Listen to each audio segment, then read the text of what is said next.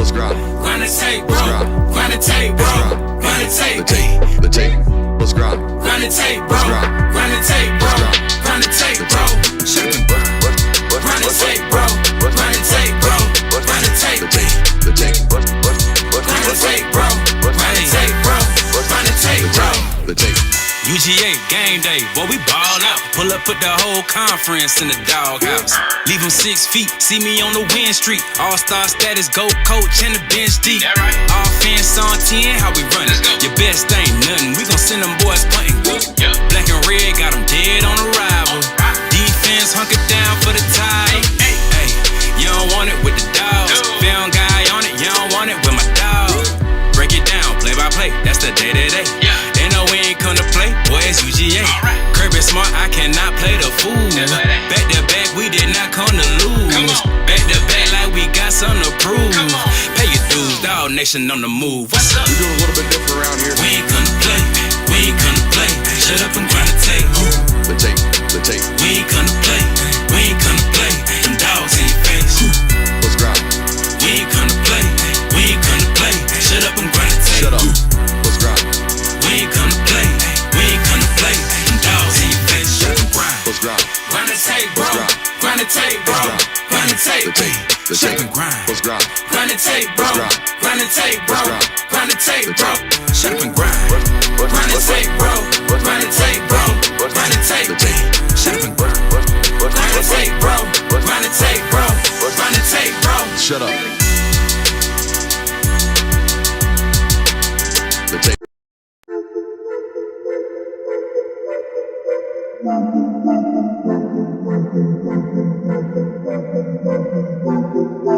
Welcome in, ladies and gentlemen, to MBR, or as we like to call it around here, Nothing But Rants, the show where I find topics that I'm oddly passionate about and I pontificate upon them. These are not hot takes, but rather takes that I'm hot about. What's up? You really like that?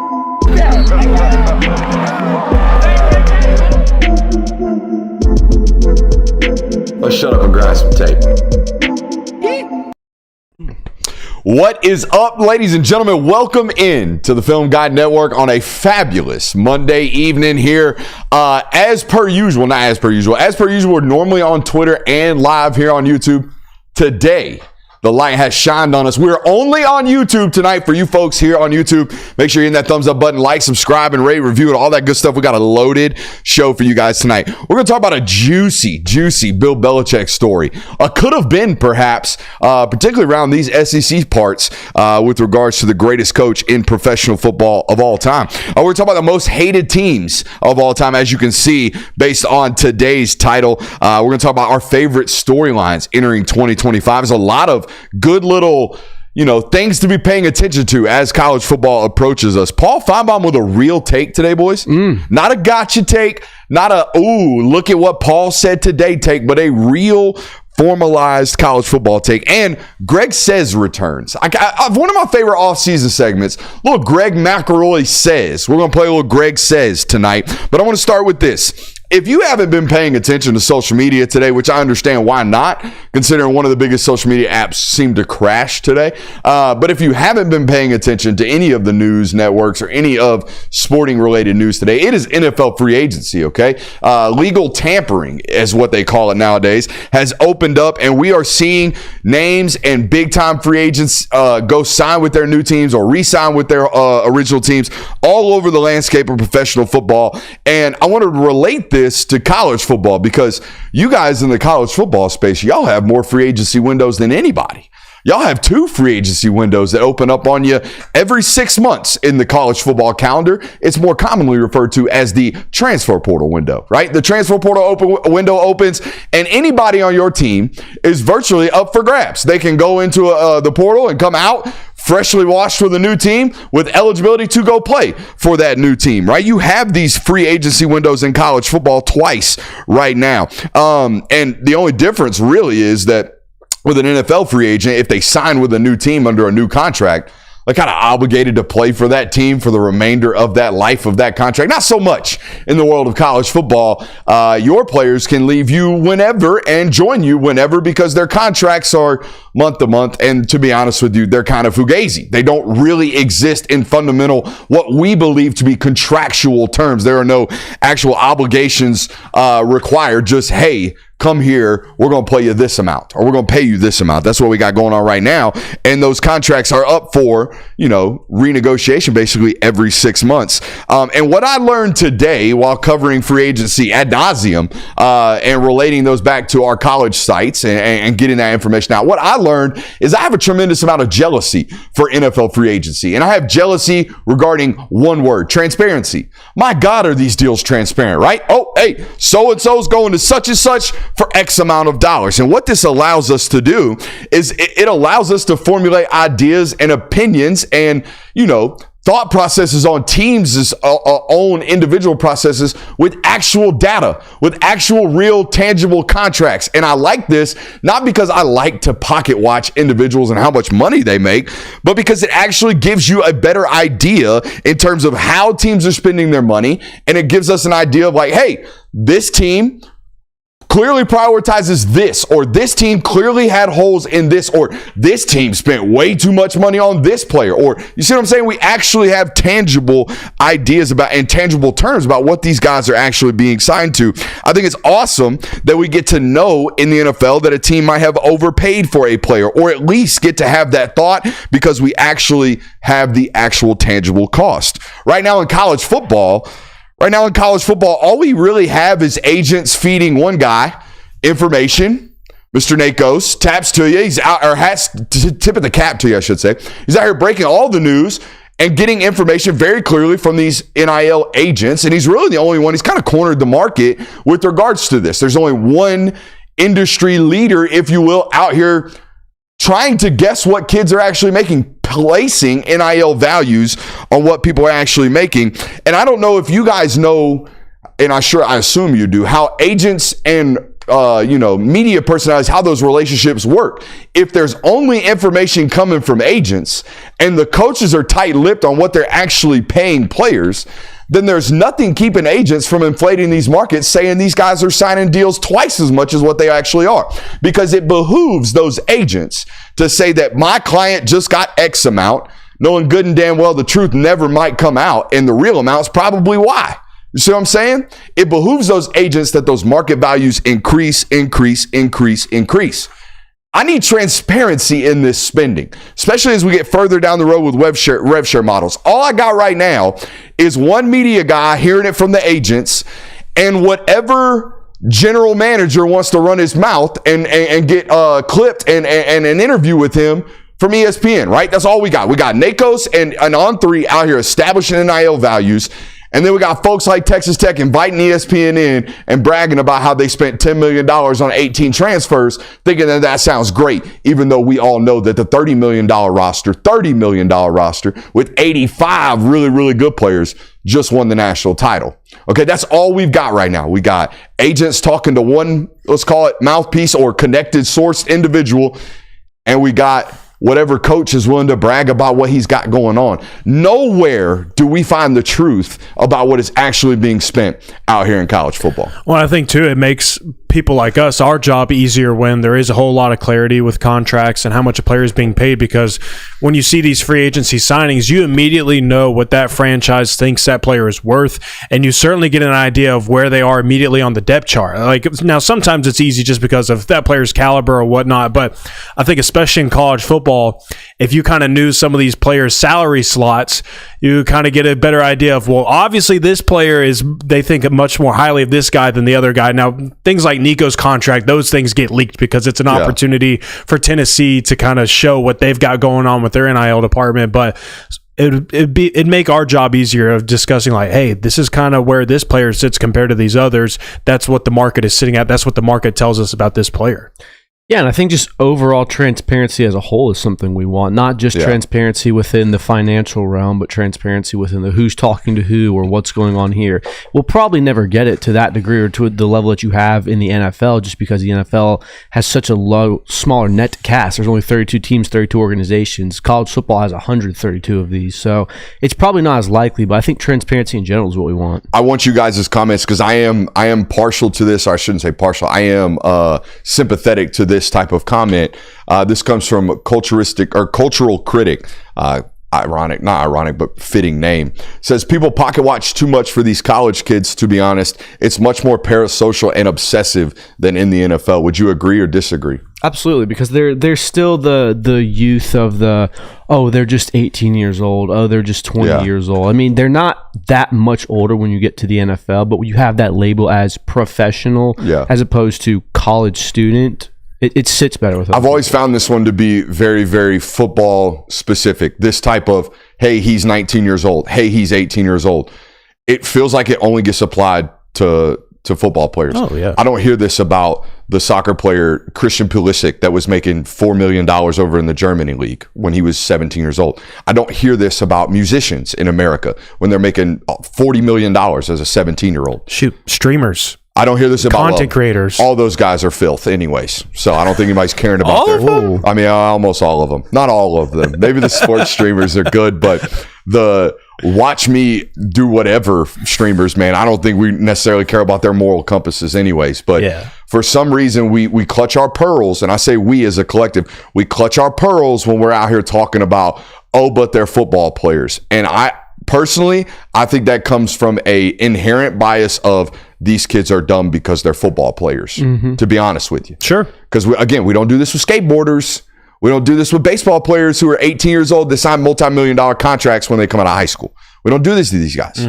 We only do this to football players. And it's also, like you said, the baseball one, like, a lot of times the pathway is high school to professional, and it's that label of professional. Yeah. I mean, the difference in maturity-wise, I can speak to it of me when I was 20 versus 22, wasn't that big. But if you put the label of professional on it, people would view it differently. So I think it's just one of those things that labels and years and years and decades of people being told that these are amateurs, these are college students, they are playing this game for free, and now all of a sudden they're making upwards of millions of dollars a year. It's not sitting right with some people. I was going to say, if we're being honest with the definition of professional, that would basically be one who is paid for his trade or service. Exactly. College football players are now deemed professionals. For sure. As of right now. Not to mention when they actually start to sign rev share contracts, which we know are coming. All right. I feel like I'm sitting too low. That's how you lift your chair up. Yeah, I like that a little bit better. Yeah, that's a good spot right there. All right, we got a loaded show for you guys tonight. Make sure you hit that thumbs up button. Here's to transparency. That's all I ask. Maybe another guy out here. Maybe we need an Ian Rappaport and Peter Schrager and what's man from, I don't know his name because he blocked me on Twitter. Adam Schefter. And a Schefter. We just don't need one. You know what I mean? So if you agents want to start hitting me up, that's what it really was. That whole segment was just me being jealous about Pete Nakos' connections. That's what that was. Was it? Yeah. No, I mean, it felt like you had some good, insightful points there. Yeah. All right. Welcome in. We got a great show for you guys tonight. Let's go ahead and before we give the rundown, let's give a round of applause for Eddie George at Bowling Green. Round of applause for Eddie George at Bowling Green. Also, round of applause for Jonathan's grandfather-in-law who found out this news via email and felt compelled to send you the link via email. I thought that was hysterical in my mind. Just envisioning middle 70s, mid 70s year old man being like, oh my God, I got to share this breaking news. How will I do it? Gmail. Well, I actually will have further news on this because he attended the press conference. Hell yeah. And so he said he took notes and he's going to send me these notes. Oh, we got to get these. I can't wait for them. We got a whole segment tomorrow for Bowling Green presser notes. I can't wait. I'm excited to read them, honestly. It's going to be a banger of a segment. I didn't know that Bowling Green's just like, hey, anybody want to come to the press conference? Come on in. I love that. So, yeah. Hey, let's go on. Eddie George, give him 3. Yeah, I thought round of applause was nice. Give him 3, a nice exclamation point on Bowling Green hiring a Hall of Famer? A Georgia Hall of Famer? NFL? Pretty sure he is. Should be. Surely. I'm pretty sure. One of the greatest Madden covers of all time. I don't know if that gets you in the Hall of Fame. It should. He's definitely in the College Football Hall of Fame. I think the dog incident might keep Mike Vick out. There is no NFL Hall of Fame, but it is in the College Football Hall of Fame. Interesting. Well, shout out to Eddie George. Shout out to Bowling Green. Shout out to Bill Belichick, almost going to an SEC school. We'll talk about that tonight. 24/7 released their most hated teams of all time in college football. I've got my own list. I'll share that with you guys tonight. Our favorite storylines heading into 2025. Paul Feinbaum's most realistic take of the offseason, most reasonable take of the offseason. Can't wait to bring you that. And we're going to play Greg McElroy Says. That's right. I love a good game of Greg McElroy Says. I'm stoked for it. Make sure you hit that thumbs up button and subscribe to this channel. Subscribe to this channel. Not today's channel, not tomorrow's channel, this channel. Go ahead and hit that subscribe button if you haven't already. Where should we start, boys? I think we should start with this Bill Belichick story because it's kind of juicy. It's very interesting. Paul Feinbaum making the show notes twice today. Apparently, in the midst of a Bill Belichick segment or discussion topic the other day, Paul Feinbaum slipped in there that sources told him that Bill Belichick was kind of circling that Florida job if Billy Napier were to be fired. Trade a Billy for a Bill. Well, apparently Florida was not told by these sources that, I would imagine. Yeah. You got to get those inklings in October before you tweet the tweet of confidence for old Billy. Because had you had the chance at Bill, I think you might have done it. Yeah. Had you known. I think this leads into a better discussion topic, honestly. I think Bill Belichick in the SEC would have been a disaster. Really? Disaster. Yeah, a disaster. And here's why.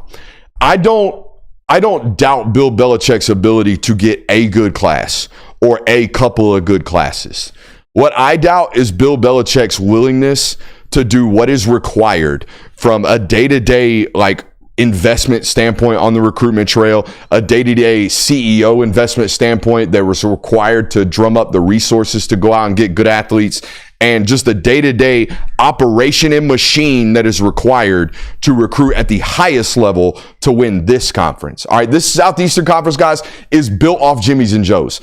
If you look at the history of the teams that have won the conference title in this conference, it's nothing but really, really talented rosters, blue chip rosters that were cultivated year after year after year. You come into this conference, in the Southeastern Conference, you have to recruit against teams that live in the top 10 in recruiting. I'm talking about Georgia. I'm talking about Alabama. I'm talking about Tennessee now. I'm talking about, Texas, obviously, in the mix there. Auburn is now a top 10 annual recruiting team. All right. And you want to go step into a school like Florida, you're going to have to recruit at that level to compete in that conference, in my opinion. All right. Whereas you look at the ACC, and I've had this take since he took the job.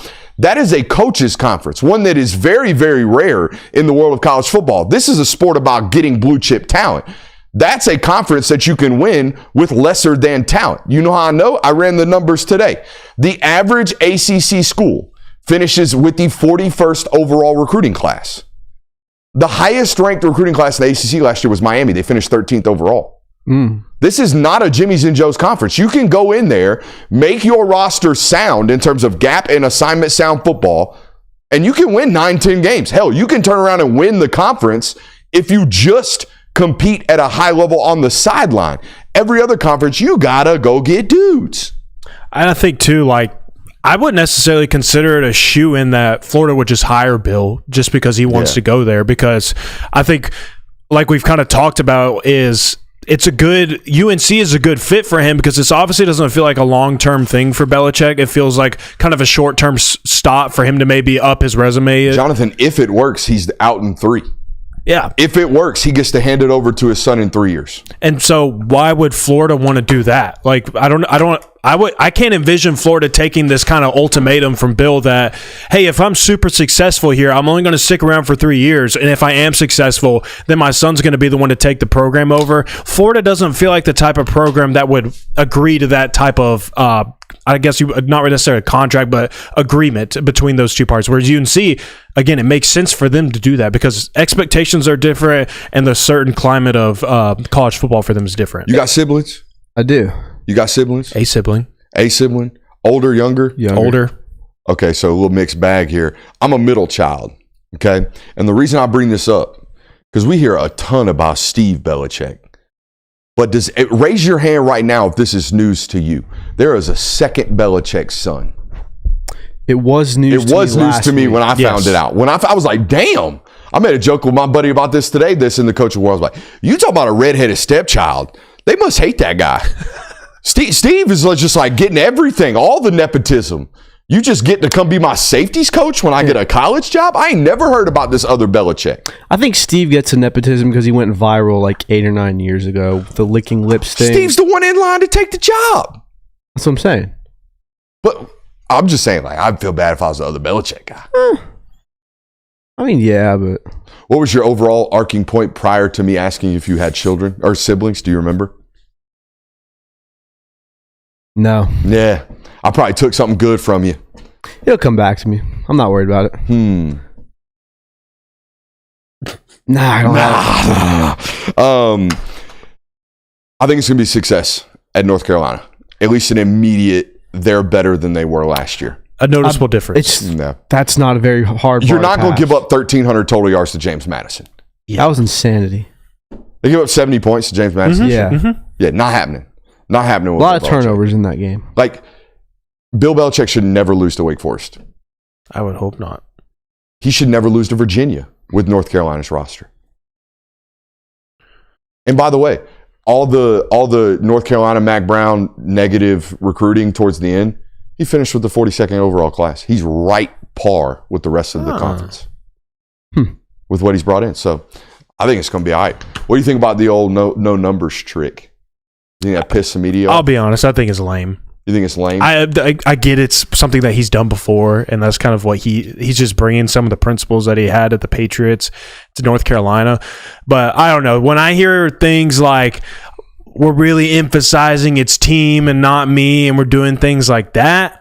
Now, if you want to just mess around with the media and make life hard on them, all right, I'm kind of with you on that one. But that's what it is, and we drape it in. You got to earn your number. Yeah, that part to me is corny. We I don't can't like come stuff out like and let that. the world know that we're just fudging with the local media. Yeah. We have to let everybody know that we're here earning our numeros. Yeah, I mean, it's kind of nice. It's the antithesis of what Deion Sanders does, where it's put your Twitter handle on the jersey. yeah. You get the gold jersey. You can play both ways. Like, I appreciate what Bill Belichick does, and the longer that I've been around football, like I see why he does certain things, and it's not just to be an asshole. The only one of these little shticks that I find myself really liking is when Ohio State makes their freshmen earn the black stripe on their helmet. I think that's pretty damn cool. Yeah, And they do it like periodically. I would feel terrible if I were the one to last earn my black stripe. That would make me feel like shit. But I think it's pretty cool that they do that. I was watching a 2012 SEC championship game the other day. I do miss the dog bones. I do too. Yeah. Dude, bring them back. I mean, it looks so clean. And I love how they did it different, like totally different than Ohio State. By the end of the year, every Ohio State helmet is covered in a Buckeye.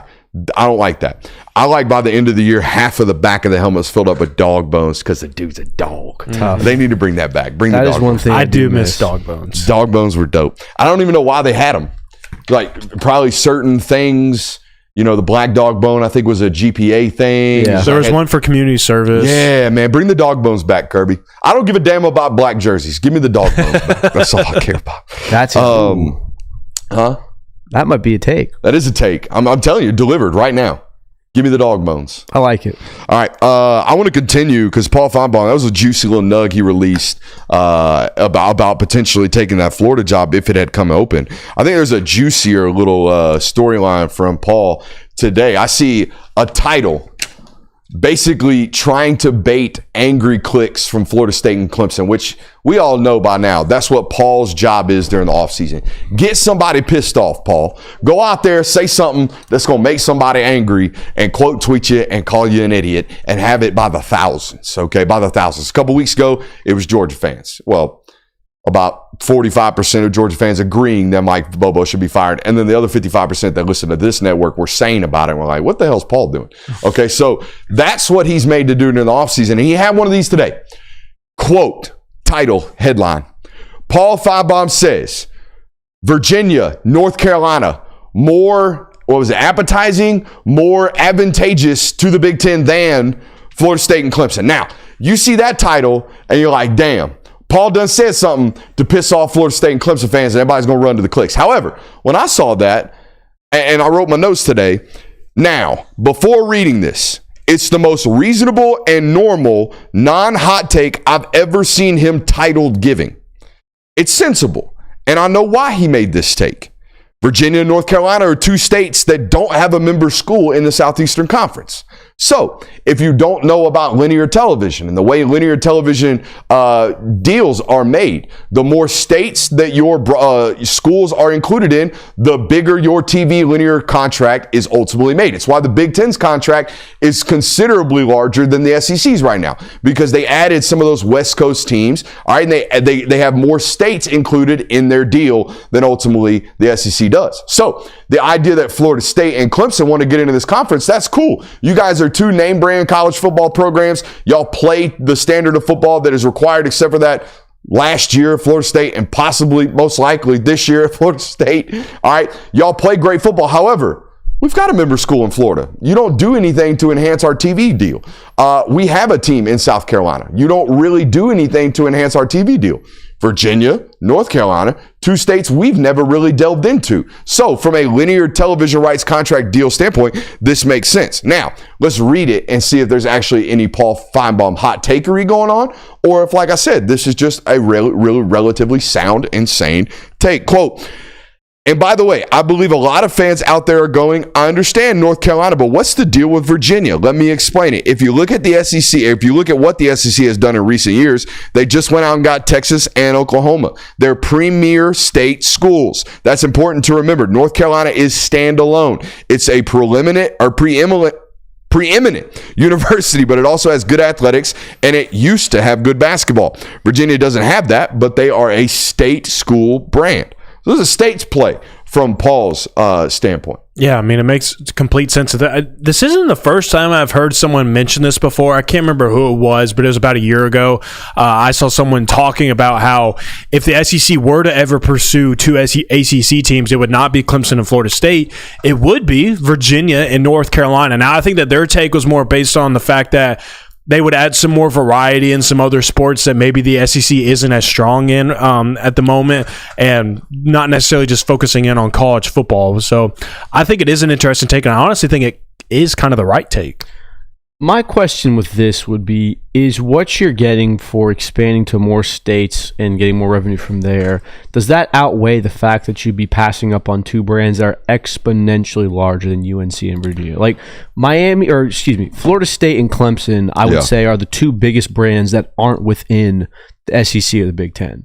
Other than that, there's really nothing there. Like UNC doesn't do much for you. Virginia doesn't do much for you. Is what you would sacrifice by not going out and expanding to different states worth passing up on the big name brands? So this is a great point from a standpoint of these television deals, you would imagine, are subject to change in terms of what they value. Correct. All right. Nowadays, you would imagine all that really matters is the total number of viewership brought in. Whereas 10, 15 years ago, all of these deals were based solely off of linear television. Meaning, if you sign up for Comcast, if you sign up for Xfinity, or they're the same thing, if you sign up for AT&T, however many different TV varieties there are, your baseline package includes this in these certain states, right? Mm-hmm. Those linear TV packages were the biggest deal driving these television contracts. Nowadays, like I said, I would imagine it's streaming numbers, total number of viewership, congruent numbers, all the different TV-based analytics that they lie to us about nowadays, which is a whole nother thing. Everybody's got world-breaking viewership numbers. Have you noticed that? Yeah. Every game's a new highest viewed total game of all time. Every Peacock game's the highest streamed game of all time because they're all fugazi with their numbers. The only thing you can't lie about nowadays in terms of how many people watch you, this right here, YouTube. There ain't no lying about it. Now, there is obviously favoritism in the algorithm based off what YouTube likes to put people in front of. Sometimes I feel like we get the shit into the stick of that, but that's me complaining. There is no lying about this. There's lying about all the other television numbers. Now, what I wanted to transition into this, and I know it's not on the show notes, boys. Clemson's on an absolute heater as of late on the recruiting trail. Yes, now, this is really important for Clemson. I see a lot of takes and a lot of information about how this is happening. I don't think anybody's telling you why this is happening. Why is Clemson rushing to get these commits in right now? Does anybody know? Because rev share is coming down the pipe. Possibly, but I'm going incorrect. Why is it important for Clemson to get these commits in right now? It's probably the lowest price you can get them at right now. Y'all are thinking small. Think big. Clemson notoriously does not allow their commits to go on visits. Take official visits. They do not allow their commits to go on official visits. So we better get these boys in and committed right now. Now, the other thing you will notice about Clemson, their first weekend of official visits in May, they're going to have 170 kids on campus. They load up that first weekend of official visits like everybody else tries to do, but they try to hammer commits in during that time period, get them all finalized, get whatever negotiation they got to get done, get them verbally committed, get them as close to assigned to an NIL contract as they possibly can so they can make sure these kids are not taking OVs elsewhere. That's the first thing that came to my mind. Now let's actually talk about this wave of commits they got coming in. Chancellor Barclay is an offensive tackle out of Orlando that they just got committed. Connor Salmon is a wide receiver, 6'1", 190 pounds, 4-star out of, I don't know what's going on with 24/7. They got some virus blocker popping up right now out of Maryland. Now, I looked up Mr. Connor today and I profiled. I ain't gonna lie to you. I saw 6'1", 190 pounder, top 200 player committed to Clemson, white wide receiver, and I immediately thought possession receiver. Ooh, lunch pail, gritty. Nah, dog.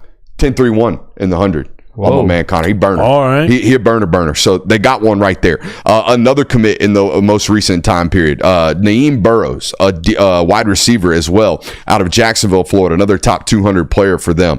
And 3 offensive line commits, I think, in just the last several days.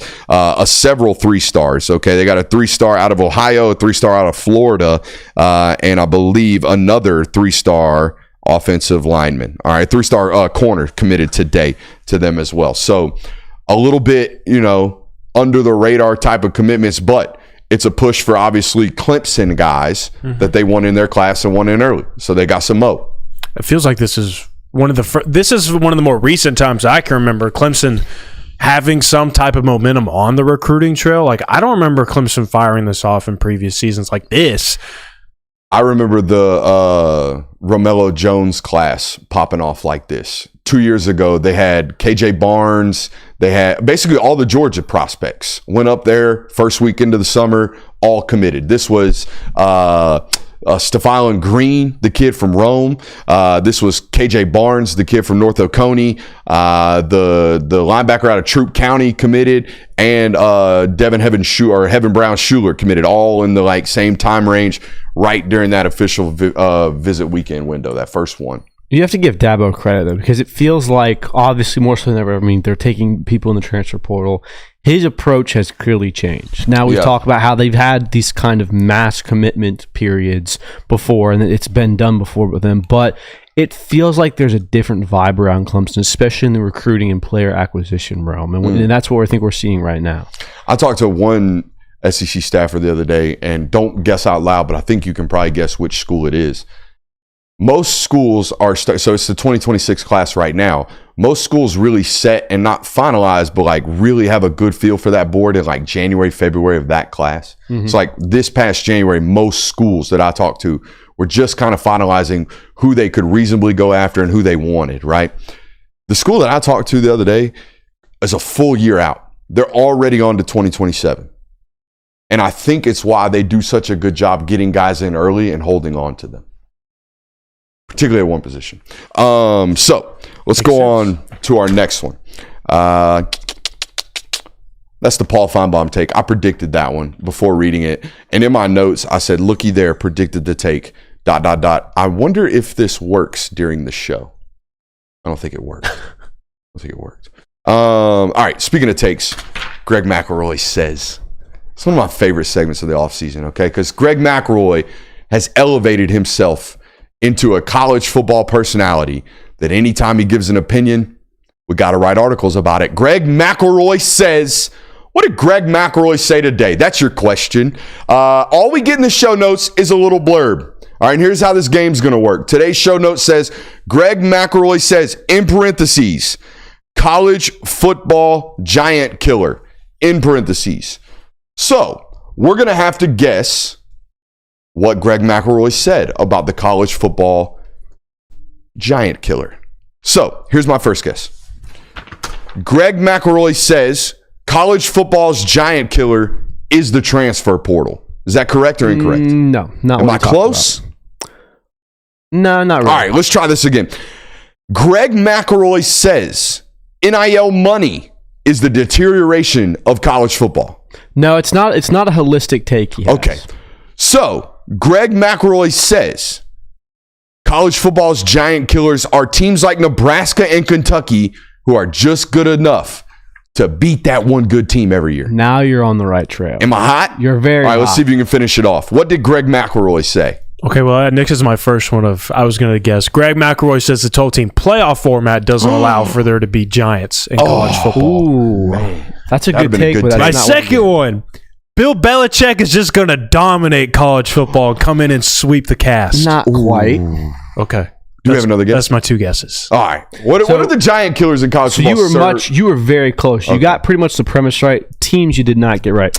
Greg McElroy says that he believes Michigan State, Rutgers, and the Cincinnati Bearcats and Kansas Jayhawks, along with NC State Wolfpack, are the giant killers of college football this year. And he listed out reasons as to why. But basically, like you said, they're teams that aren't really going to be good enough to compete for a 12-team playoff. They're not anyone that you have to go, hey, that's going to be a national championship contending team. But they are teams that can take down the teams that should be competing. Here's what I've learned. The national media has corrected the take on NC State. Last offseason, NC State, dark horse playoff team. NC State, watch out, sneaky team in the ACC. This year, NC State, hey, watch out, they're modern day Vandy. They're going to get you if you're not careful. Yeah, I think that they really, really tried to make NC State like this ACC Stop trying to make contender. fetch happen, Gretchen. It's not going to happen. Some of those teams I agree with, like Kansas being one of these teams in the Big 12. I'm here with it. I think Any Kansas. team in the Big 12. I think Kansas is the perfect. Now there isn't really a giant in the Big 12. That's what I was also so gonna like say. I don't know if I would call it a giant Just killer. disrespect to the BYU. Just total disrespect to the BYU, who's coming back, by the way. Watch out. And so that one I get, but also at the same time I don't get. Cincinnati, I'm not really feeling that one. I'm not necessarily in agreement with that one. Cincinnati, pretty bad at the moment. But I guess that fits into the take of they're not in contention for anything, but I guess on the right day. But that's kind of college football in a nutshell. What it kind of boils down to is it seems like any given Saturday Yeah, I something feel like could happen. to earn the title giant killer, you have to habitually do this. Like Kansas beat teams last year that were in the top 15, the top 10, but that's also just, hey, you were one of the last two lost teams in And the Big Kansas 12. State doing this. They did this to Texas a couple years ago, too. Had no business beating them. Snuck up and Yeah, got like them. Purdue was this for a little bit in the Big Ten. They got named the spoiler makers because it seems like they were always throwing out an upset They used to every. give Ohio State fits. Yeah, they did. But I mean, the other ones Only are- in the black jerseys at home on a Thursday night, though. That's it. Yeah. But I mean, again, like take your pick of any team that's in a big conference. Like you said, Kentucky can be one of these teams because they're teams that you should not beat. They're teams that when you start the season, you look at your schedule, you don't circle that as a loss or even a, hey, that might be a loss. So when it does become a loss, it's a giant killer. Does Indiana have any Giants on their schedule this year? Let's take Because a if so, they're going to have to be pitted as the giant killer because they ain't a giant. I don't say what you want about my man But if- Signetti, but they have not built a giant yet. I don't disagree with you, but if there's no Giants on their schedule, they They are probably got some this year. They got Oregon and Penn State. So they got an opportunity, two opportunities to be giant killers this year. By the way, shout out to the Indiana Hoosier fans that bumped into us at that restaurant we had no business being at. Oh my guys God, I remember that? forgot about that. Yeah, we're just standing around looking like a bunch of yahoos that got no business being the place we're at, and we get recognized. That was pretty cool. I thought Shout at out first- to the Hoosier I fans. thought at first it was like someone on the staff. Yeah. And then we were like, oh, you're just a fan. That's crazy. Just a fan hanging guys out, exist? drinking some beers. Yeah. Running into the Film Guide Network. Did you see Wondering, how he- what the hell are these guys doing up here? Did you say how he found us? I Film think it was Study. Film Study. Yeah. Yeah. Most new fans that found us via Film Study. So, who's your daddy? R.I.P. Gene Hackman. It was a chat joke. I thought it was going to hit. Nah. It didn't. Sorry, I liked it, Marion. Sorry, Marion. It didn't hit like I thought it would. Shout out Greg McElroy. Shout out Greg McElroy says another network said some things today. Was this today? Was this weekend? I don't know. 24/7 released an article, top 10 most hated teams of all time. I have 4 teams on my list of, since I've been watching college football, these are the 4 teams I think of most when I think of, everybody hated those guys. First and foremost, any prime Miami Hurricanes team. Valid. Any really, really good Miami Hurricanes team, the rest of the world hated, unless you liked fun things. And if you like fun things, you enjoyed Miami. Tattoo Shop Trestle up there at Ohio State. Something about them Terrell Pryor teams. I personally loved watching Terrell Pryor. I don't think everybody else did. I don't think everybody else liked the Tattoo Shop Trestle teams. I think it's just so easy to hate Ohio State. Like they're one of those brands where it's like they're always good.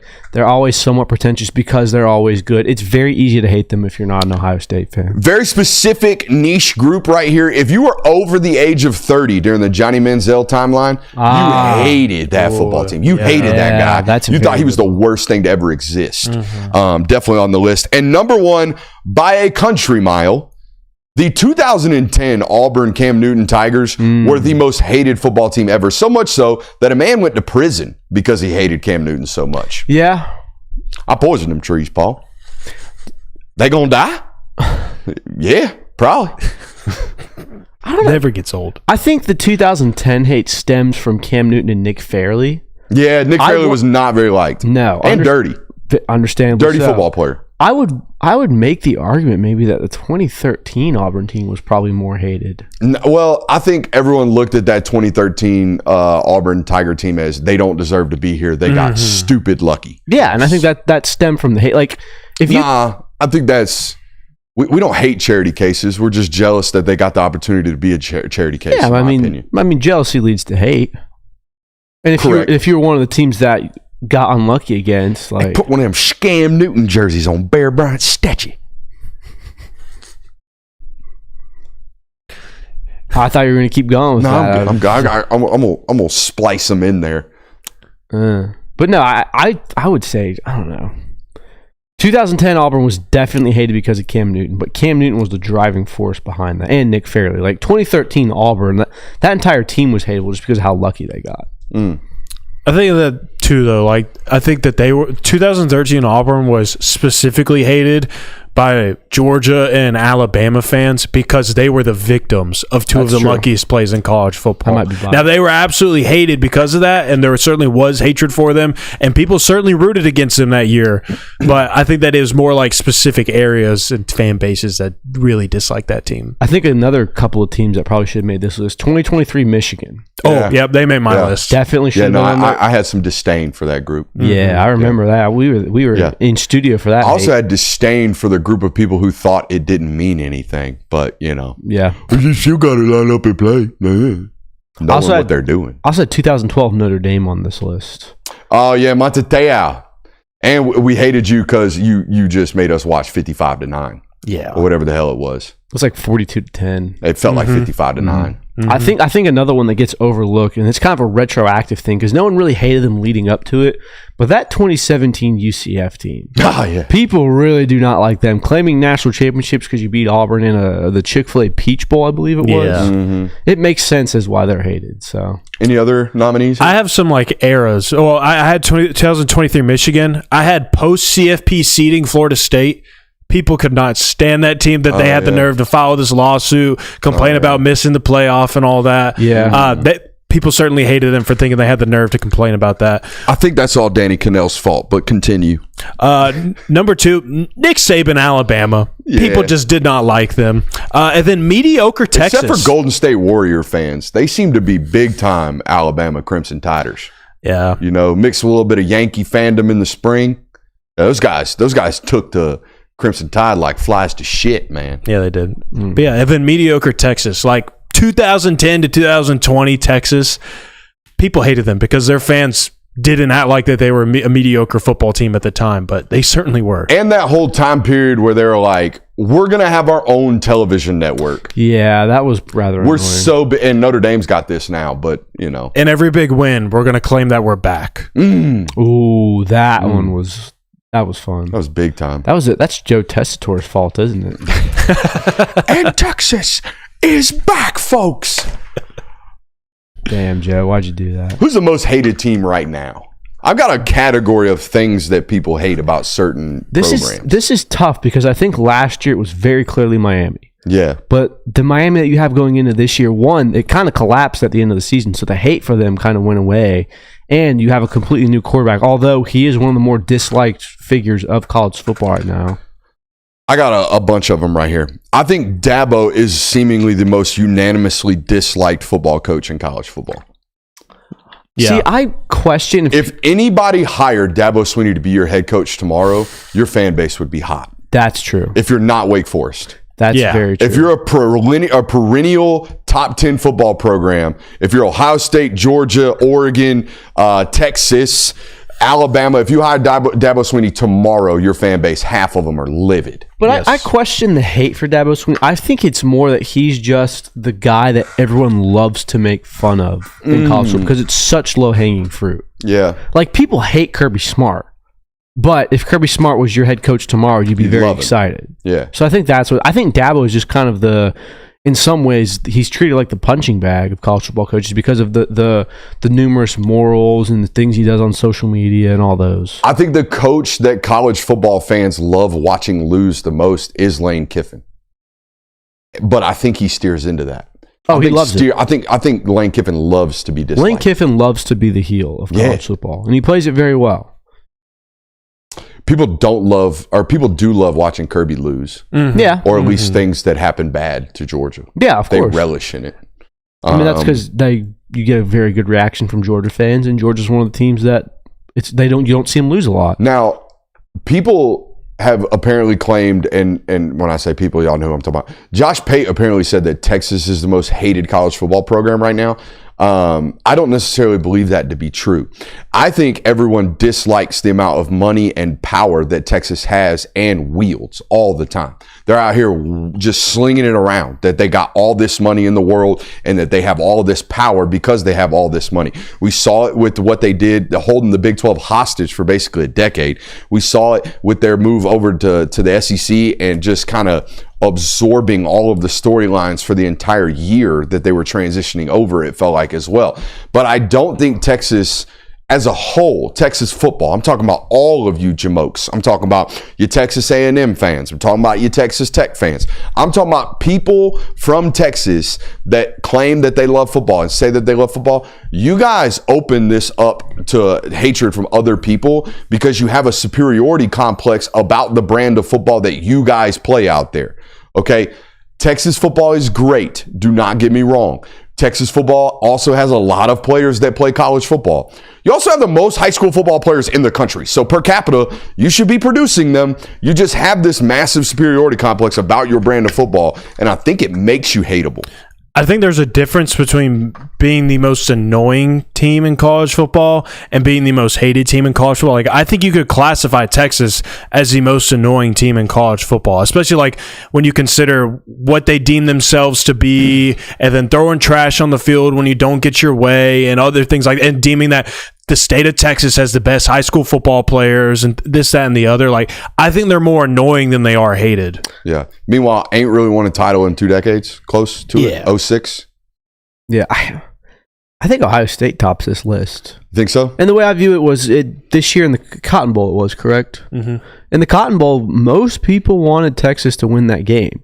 Like, I know that the old saying, the enemy of your enemy is your friend, but as unpopular as Texas was, people really wanted to see Ohio State lose. And so that just says to me that Ohio State's still one of these most hated teams. And I get that Texas is one of the biggest brands and horns down and all that. We forgot about them bitching about that. Yeah. Getting it banned, basically, from the Big 12. That is pretentious as hell. And soft. every time Texas ever gets any type of favor, people say it's because money. Mm-hmm. Oh, they have to make Texas happy. We heard this when they got a very favorable schedule 2 years in a row coming over to this conference. We hear it when they get calls. We hear it when they get higher ratings. We hear it all the time. I think that's part of another reason why they're up there. Yeah, I'm not disagreeing that Texas is hated for sure. I think programs like Ohio State are more hated. I think Ohio State is probably the most universally hated team. Yeah. Everybody wants Ohio State to lose outside of Columbus, Ohio. Mm-hmm. I'm with you. I mean, so much so that I picked Tennessee to win that game. Terrible take. Favorite storylines entering 2025, guys. Last topic here for the National Hour. I think it's a good one. I'll tell you something that I'm extremely excited about. Something that I'm calling tremendous quarterback promises. That's what we got going on right now entering the 2025 college football season. We have promises and no guarantees. Even the guys that I feel really, really good about, right? Like, I feel really good about DJ Lagway. I don't know if you guys been reading news out of Florida, but man ain't throwing right now. Nope. Got a shoulder lingering issue dating back from August of last year. This is something they talked about in fall camp last year. And now look, Florida fans ain't throwing up red fire alarms yet, but why is our shoulder not better over the last 8 months? And in the meantime, I don't know about you guys, but I saw nothing but videos of DJ Lagway throwing this offseason. Nothing but DJ Lagway getting work during downtime from his quarterback trainer out there on social media going viral. Now we can't throw in spring practice. Again, think there's a tremendous amount of promise. I love what I've seen on tape. I think he's the most talented quarterback in college football. Ain't no guarantee right now going into next year. I feel the same way about Arch Manning. All promise right now. And look, like 75% chance I feel like it's going to hit. So I'm betting on it too, like everybody else. But we don't know. We're promised that it's going to be really good. Lenore Sellers, we saw it absolutely take off towards the end of last year. Tremendous amount of development. Brand new offensive coordinator. Brand new weapons left and right. Don't even have a running back, really. We got a 7th-year senior coming from Utah State. Okay, a lot of questions. No offensive line, really, except for Josiah Thompson. But what else we got? A whole bunch of questions, right? Look at Tennessee. Got Nico. Tremendous amount of promise. Tremendous amount of questions. We look at a guy like first-year starters, like Dante Moore out there at Oregon. Former 5-star. Didn't look so great at UCLA, by the way. Got set as a true freshman. The highest-rated recruit ever at UCLA. Benched at Oregon, took a year off from really playing meaningful football. Lots of questions. Julian Sayin up there at Ohio State. Gunnar Stockton at Georgia. Ty Simpson at Alabama. Bryce Underwood at Michigan. We got a lot of blue chip prospects, guys, that the world is telling us are supposed to be really, really good quarterbacks at big time programs with a lot of questions. I'm very, very intrigued to see how this quarterback landscape is going to play out in 2025. It feels like more than ever, and it's partially because you have this mass exodus of third-year players, fourth-year players, and the super seniors from COVID finally exiting that.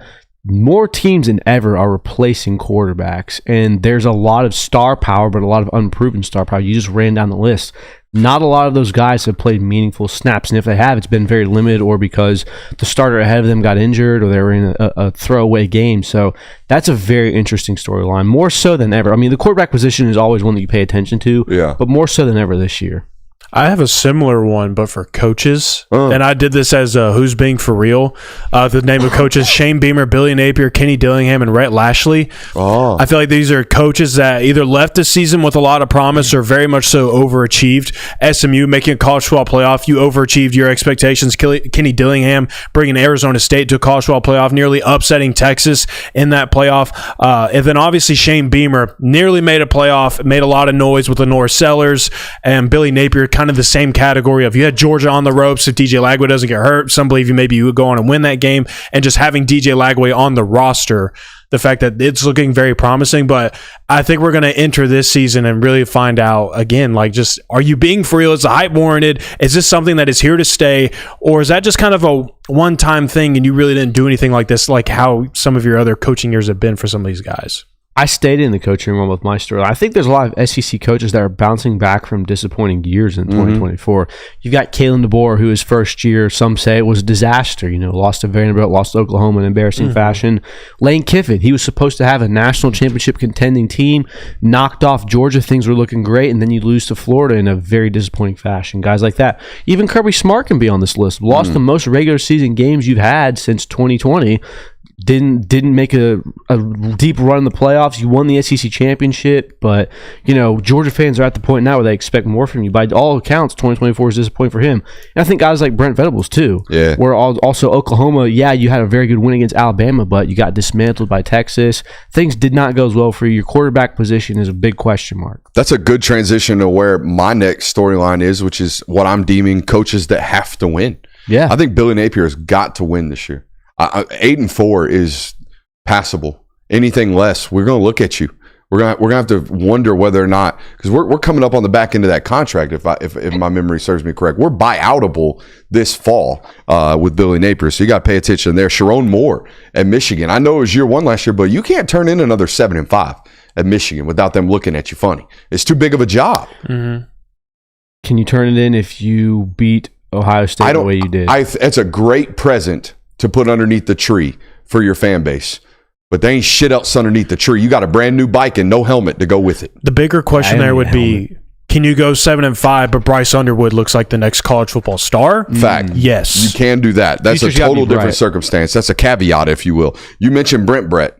Dude's got to win this year. Yeah. Out there in Oklahoma. Like, we're turning in, what was it, 6-6 and 7-5? Yeah.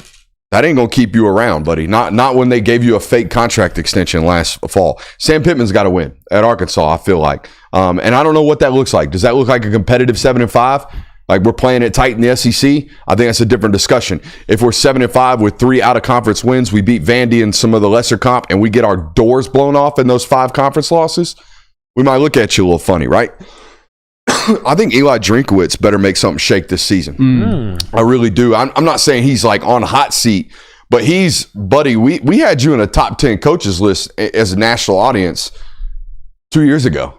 You know what I mean? You went 7-5, had a 10-win season, brought back the entire roster, had another 10-win season that didn't meet up to the standards that we thought Missouri should have been at last year. Your fan base expected you to be in that 12 playoff contention. And this year, you're going to have to coach your butt off to meet the expectations that you've set for this program, in my opinion. Like, they got to get to 8-4, and I think it's going to be a tough slate to do it. Very tough. And I think he's one of the few ones where you're probably not on a fireable offense. No. Obviously, you turn in 5-7 or something catastrophic, yes. But it is a very much, that was a fluke year, as opposed to he's a coach who can consistently do that. So I think it's an important year just for his legacy in general. Yeah. What about a guy like Brian Kelly? You know, got to get off to a better start this year, no doubt. But I don't think that – I think – and we've seen this with Georgia's roster – the deterioration of the talent takes 2 years. Meaning this, if you take 2 years off of recruiting, which they basically did, Ed Orgeron's year after winning a national title and the transition year from Orgeron to Kelly, basically took 2 years off of recruiting, particularly on the interior of the lines of scrimmage. Their defensive tackle depth is atrocious. They had to make a bunch of additions this offseason. Their interior and the offensive line depth as a whole, not SEC, not LSU standard. Okay, so I think we're seeing that happen now. They don't have good juniors and seniors on the lines of scrimmage. They don't. And that's what happened to them. I don't think they have it at the wide receiver position either. So I'm a little bit more realistic on where LSU is right now than I promise you their fan base is. I think if you lose that first game to Clemson, things get very, very ugly for you. ugly. And I think if you win it, it's going to be, okay, hey, we're on the right foot this year. Like, I think one of the main caveats of Brian Kelly having a good or bad season is if you start 1-0 or 0-1. You've somehow managed to start 0-1 every single year. Yeah. Any other storylines? I got one more. I got hot seat QBs. Oh. Huh. So This tickles my fancy. So let me just rattle off the names. Jackson Arnold, a guy that really struggled. This is a guy that was coming into college as 5-star, could be the next big thing. Jonathan, I saw Deuce Knight throwing shorts yesterday on social media. I damn near wrote my Heisman And that's the ballot other thing already. is Deuce Knight is waiting in the shadows. So And he can spin it. That's all it takes. You got to perform well if you're Jackson Arnold to save yourself, to just kind of boost your morale and everything, like especially considering how things went for Oklahoma. I have Dylan Raiola on this one. Uh-oh. I think things really cooled off with him. You know, starting the season at Nebraska, I think people started buying some Dylan Raiola stock. It's like, oh, this guy's the next big thing. He's got the Patty Mahomes thing. Now, the Patty Mahomes thing has kind of become a bit of an annoyance for college football fans. Yeah. But I think you struggle out of the gate this year, and I think people are going to cool off on you and kind of throw you into the second tier of whatever it is Dylan Raiola is in right now. I also have Carson Beck. You were the highest rated quarterback coming into last season, have a major down season at Georgia, then you go to enter the NFL draft, you kind of spurn a fan base, you go to Miami. It's a big year for you for your NFL draft stock, and then also just from a number standpoint of proving that you are what you were in 2023 at Georgia. Not to be that guy. Spent spring break in Nashville. All right. Just going to let you know. Nashville sucks. Nashville's terrible. I heard it's a vibe, though. some would say. Who else is on the hot seat? John Mateer. Oh, I think this is a hot seat for him because the future is clear with Mateer. That's his future isn't clear. That's it's unclear with me. I think that unclear with Mateer. I put Mateer on this list because he's tied with Venables in this. Of you could either make or break this guy's coaching career with the Oklahoma Sooners. So you're coming from a place like Washington State now to Oklahoma, a team with higher expectations. There's higher expectations on you. But Jonathan, he threw a go ball during team period the other day, and not only was it a touchdown, he sprinted down the field to celebrate with his team. He's good then. Never mind. I might take him off the list right now. It had me juiced up. Hear me out on this one. Haynes King. There at the end, I think people kind of forget, and you were reminding me this of a little bit more than I even remembered of. There was some talk of maybe he was going to get switched out at the end of the year for Aaron Philo. Now, I know Haynes King was banged up last year, but Aaron Philo came in and was like, oh, I'm a true freshman. All good. Darts. Watch me sling this pill. There was some, I'm not going to say a mutiny on hand, but there was some, like that Georgia game, for example. Yeah. They rolled Haynes King out there damn near on a stretcher and had him, rush for 20, 25 attempts in that football game, trying to protect from the reports. This is Georgia Tech reporting, by the way, trying to protect an Aaron Philo red shirt. You remember that? Mm-hmm. And then there was some, hey, buddy, Aaron Philo might be one of the hotter names in the portal if he were to enter right now. Yeah, and I think it gets even more interesting this season of Haynes. If you miss a game or two, Philo goes in there and lights it up. They may not pass the baton back to you and let you be the starting quarterback to finish out the year. Also, we got an OC who might be trying to get a head coaching job somewhere. Yeah, soon. might be. So watch out. We're under, we got to perform this year's standards. It's interesting that it is he is, but it's interesting that he's one on the hot seat because it felt like he had a relatively decent 2024 season. Mm-hmm. Oh, yeah. With a bum shoulder. Like out of every quarterback you listed on that, he's probably had the best season last year of them all. So for him to be on the hot seat strictly just because of, and you probably could have done this to Quinn Ewers last year where, hey, you start messing up and people are going to be going, why can't we have this guy instead? I think there's one still on his list that has that exact situation going on. To no fault of his own. None. Because he hasn't even shown anything in a game for people to have caution. Ty Simpson. I mean, people are already begging and pleading for Keelan Russell, even though that neither one of them had played a snap at Alabama. Wait till y'all see me throw a football in shorts and a T-shirt, man. Y'all going to be out here saying I need to extinguish my eligibility. God dang. You love your ability to throw the football. It's the only plus trait I've got nowadays athletically. Can you believe that's it? We traveled in a car with a football for 9 hours, went to the NFL Combine, and not a single time did we spin the football. It's too windy. Then Yosta Pill, I wasn't worried about that. We don't have health insurance around here, boys. I was worried about a broken finger or a nose or something regarding Jonathan can't catch. Never broken a bone in my body, thank you very much. You ain't got to worry about that. That's what you took away from that? I don't care what he says. You got to defend your honor, man. But yeah, dude, I love the fact that I can throw a football. It's all I got. I'm not that good at golf anymore, and I've realized that takes way too much time to be good at. Golf is a waste. I can't hoop. I never could. I was a strappy 3-and-D guy, streaky shooter, and I damn sure ain't going out there playing nowadays because I'm like one good, tried to move too fast from a popped Achilles. Done. Yeah. That's 8 months in a scooter. Okay, so this is all I got. He's going to pick up pickleball. I'm a man with a chooch. Come home, dude. Come play pickleball. Yeah, catch me dead. We got a whole nother hour, and it's our best hour. We finna talk that dog. Full depth chart preview coming up in the local hour. It's going to be good stuff.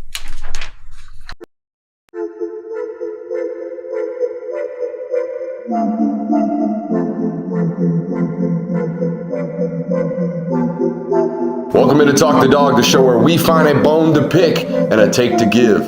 These are not hot takes. These is dog takes. Can I talk that dog? What's up? You really like that?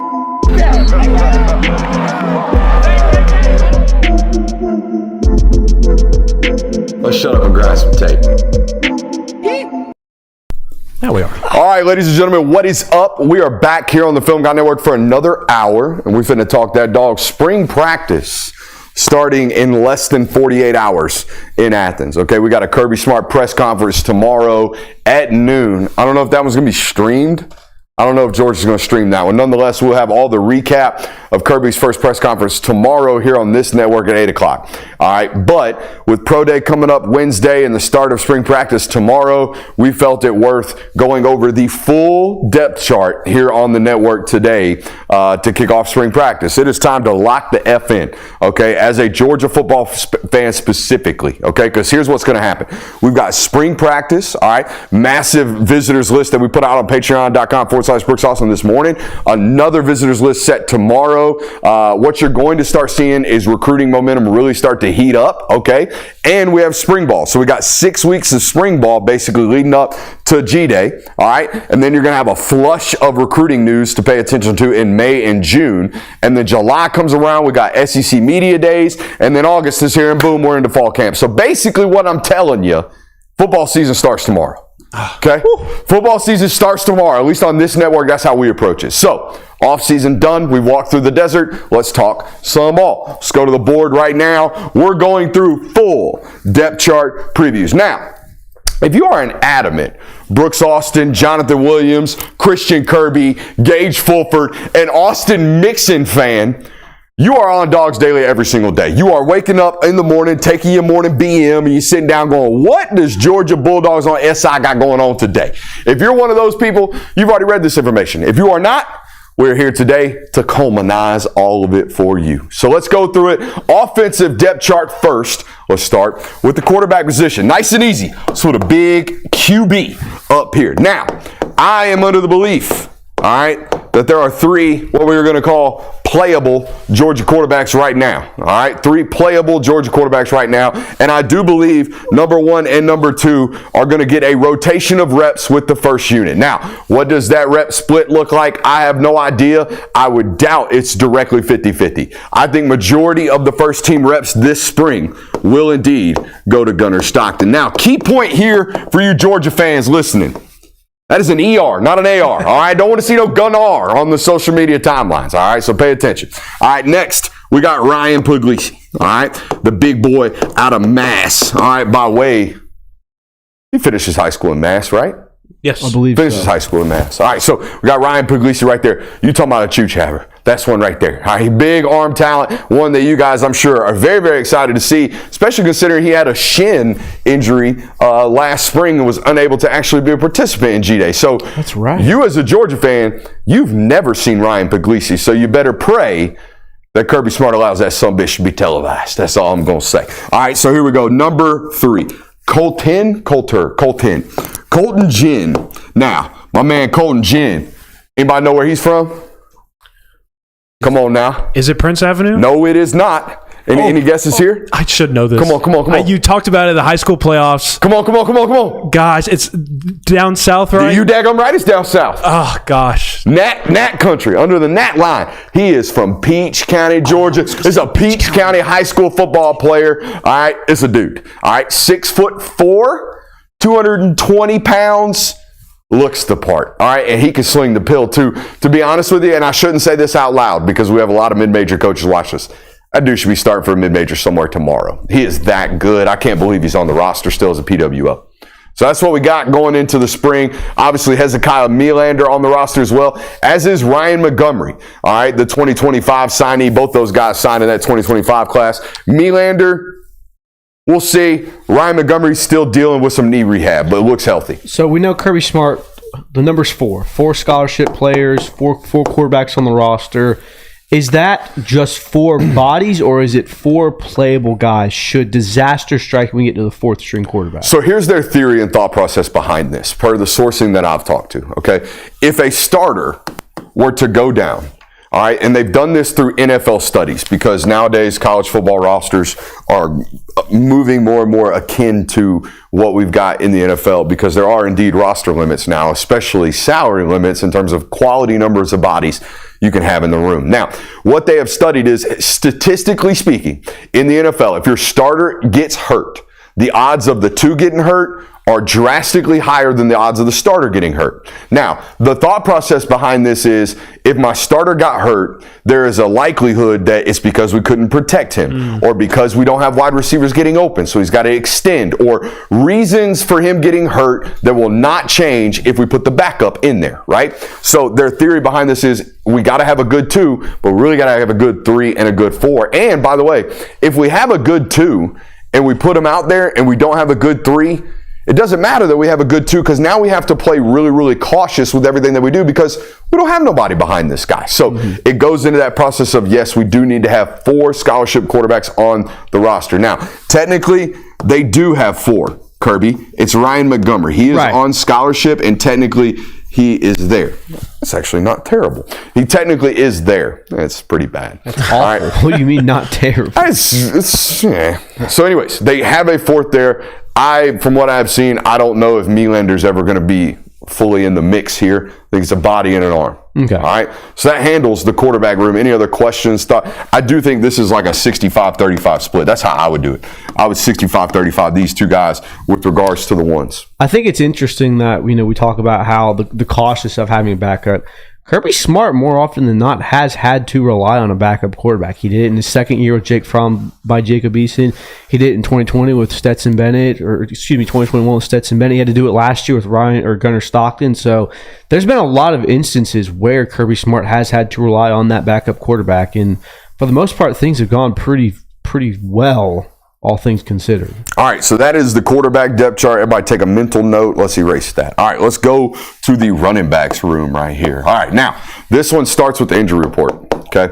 We're going to put these. What are y'all giggling about over there? We're not giggling. All right, I thought I heard some giggling. No one's giggling. This is business. Injury report. First and foremost, we got Branson Robinson. Had knee surgery to clean up an MCL strain this last, I think that was in late September, early October. It was the Auburn game. It was the Auburn game. Yep. So right in that early part of the season, don't know his availability. Roderick Robinson had turf toe surgery, which the only player I've ever remembered in my time watching and covering football have that surgery is Julio Jones. Yep. I don't know timetable, so we're just going to put a big old question mark right here on Roderick Robinson. I could probably do some digging on that. I probably will, and have something up on Patreon for you guys pretty soon. Now, starting with the actual depth chart, that leaves, I don't know why I went Trevor there. That leaves Nate Frazier right here at the very top. All right. Now, I think Nate Frazier needs to continue to develop. I think Nate Frazier needs to get reps like every young player. However, I want Nate Frazier in bubble wrap this spring. Mm-hmm. Yes. Absolute bubble wrap. All right, number 2. This is where we're going to go ahead and put old Cash Jones in there. Now, I don't think there's a single soul on this planet more excited about an increased rep share than Cash Jones. I think Cash Jones is ready for it. I think he's happy for it. I think he's excited. Let's go Chauncey Bowens right here. I missed a U in there. Chancey. We got Chauncey Bowens right there at number 3. Now, this is the guy that going into this spring, I'm going to go ahead and sit down and say, hey, buddy, you got to climb up the depth chart. You know this. You want to climb up the depth chart. Guess what? You're going to have as many reps this spring as you could ever humanly possibly imagine because we can't get Cash hurt and we can't get Nate hurt. All right, and Roderick and Branson are probably on the mend. So here we go, buddy. You're going to get a ton of burn. All right, I'm going to do the thing. What? Looking at the room now. Mm-hmm. And who leaves? Don't do that to me. What? Are you going to ask me who leaves? No, I'm not going to ask you that. Okay. Looking at the room now, the injury was kind of thin. We've talked about how Georgia's made moves in the transfer portal this year, specifically at the wide receiver position. Do we see a number 86 get more reps? Yes. At this position. Okay. There's 2 L's in Phillips. I forgot Dwight Phillips down here at number 4, but this is another. I'm going to put a box around him. That's a box. It looks like a home plate. I'm going to put a box around him because he's a very unique type of player. Like, if Dwight Phillips ever gets a first down snap, I'd be shocked. You know what I mean? If we're ever going to let him, if we're ever going to let him run inside zone, I'd be like, hey, yo, fire Bubba. You know what I mean? I'd be that guy. All right, so I do think he is a very unique type of player that they find ways to get the ball. They don't have to hand him the ball. All right, that's 6 names that you have up there. Now, some of them are hurt, so you can kind of nix them out of like maybe a rep share. What does the spring look like for Bo Walker? Yes. Bo's enrolled, huh? Yeah, it says enrolled. All right, so we're going to put him right here really kind of behind Chauncey. Because, again, I think this guy goes into a whole nother category of special types of players. Ugly. I think he goes into a different role with special types of players. So, yeah, I would slide Bo Walker in down here. Great question right there. I do think they have tremendous promise for what that prospect's ultimately going to be. You're a good ball carrier when you take 8 months off of football, then take an additional 2 months off because you're ineligible, and then your first snap at Raven Gap, they hand you the ball, you take it 65 to the door. It's pretty good. You're pretty good. All right, so that's that. But, all right, great question on that. What's up? Before you move on, what's the answer on the Dylan? Oh, the Dylan Bell thing? I hate to burst everybody's bubble, but who's the X right now at the University of Georgia I guess that knows the playbook? that's what we're about to get into. That's what we're about to get into, but I'm with you. I want to see Dylan Bell get back to a Debo Samuel role. I'm with you, but that's what they wanted to do with the guy last year, and then 2 ex-receivers decided they didn't want to play football. They wanted to do other things. Okay, so there's that. And by the way, this spring, I know Noah Thomas is on the roster. I know C.J. Wiley's on the roster. We're going to talk about those guys here in a second. Those guys just got their playbook in January. For Noah, he just got it in February, right? Yeah. I mean, it was late January when he decided he was going to transfer to Georgia. So we got some acclimation period for these guys. We can't practice with dudes who don't know what we're doing. We have to practice with the guys who do. So I think you're going to see Dylan at that X, London Humphreys at that Z to start spring practice. Jacoby White probably starting in the slot. Maybe Cole Spear in the mix. You're going to have guys that have been around for a while early on in the spring. We're going to find out all the, whoa, so-and-so's doing such and such in practice from insiders like myself. Those are coming straight from one-on-one reps. Those are coming straight from 7-on-7 reps. Those are coming straight from, hey, this is what you got. Go beat that guy's ass now that you know what you got. It's great news to hear that. All that other stuff has to come and catch up because we heard it about Colby Young all offseason last year. Wait till you see this guy. Wait till you see this guy. We waited. All right, on to the next position. Where should we go? On the article, we went tight end. Go ahead and knock out wide receivers. All right, let's start with the X position. I told you, to start spring practice, I do believe they will have Dylan Bell back at that X position. And here's the deal about Dylan. I don't have to worry about, we spent time teaching and reteaching him X. Is he going to remember the other stuff? It's the same system. Okay, so all of the other universal roles that he has accumulated over the years, you don't lose that stuff, all right? If I need you to go play the slot, he's going to be able to slide in whenever we need him to do so. But again, from an ability to practice standpoint, I think you see Dylan Bell, when we go out there and see routes on air, which is probably all we're going to get to see, I believe you see Dylan Bell running with that first group when you start to see reports come out from rotations, which is the number one reason, per Kirby Smart, he doesn't let media out there. But it's the number one article that will be ran. Mm-hmm. Look at what the depth chart was when we were out there. And he hates it. You know why? Because you got to answer to the boosters and the other ones, the parents, and the players. The parents. You told me 6 months ago when my son got there, he would be enrolled for playing time. Why is he the 4 on dogsdaily.com's depth chart? I don't know, ma'am. Get off my phone. I got to go coach some football. All right, on to the next one. I think Noah Thomas is right here, ready to take this position over when he has full autonomy of the playbook. And then number 3, a guy who's actually probably going to be the 2, maybe even the 1 this spring is Nitro Tuggle. Now, very conflicting reports on Nitro, okay, in the sense that they think he might be a Z. He thinks he might be an X. I think this spring with this guy in the mix, C.J. Wiley, and this guy up in, question, but probably still practicing with the team in terms of Colby Young. All right, when Nitro Tuggle walks out to practice and in his position group, he sees Noah Thomas at 6'6", 205 pounds. And he sees C.J. Wiley at 6'4", 210 pounds. And he sees Colby Young at 6'5", 210 pounds. He's probably going to realize, I look a whole hell of a lot more like Taylor than I do these guys. And by the way, that's a lesson he's going to learn in the NFL too.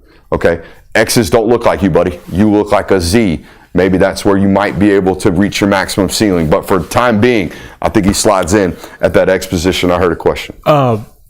For Tyler Williams, is he an X? Because he's not as tall as some of these guys, but I mean, he is 205 pounds, 6'1". Yeah. When I here's what I think, okay? My personal body types, 6'2.5" and north of that, north of 200 pounds, X receiver, okay? 6'2" and below, built more like a running back or a slot back or a gadget, Z receiver. Okay.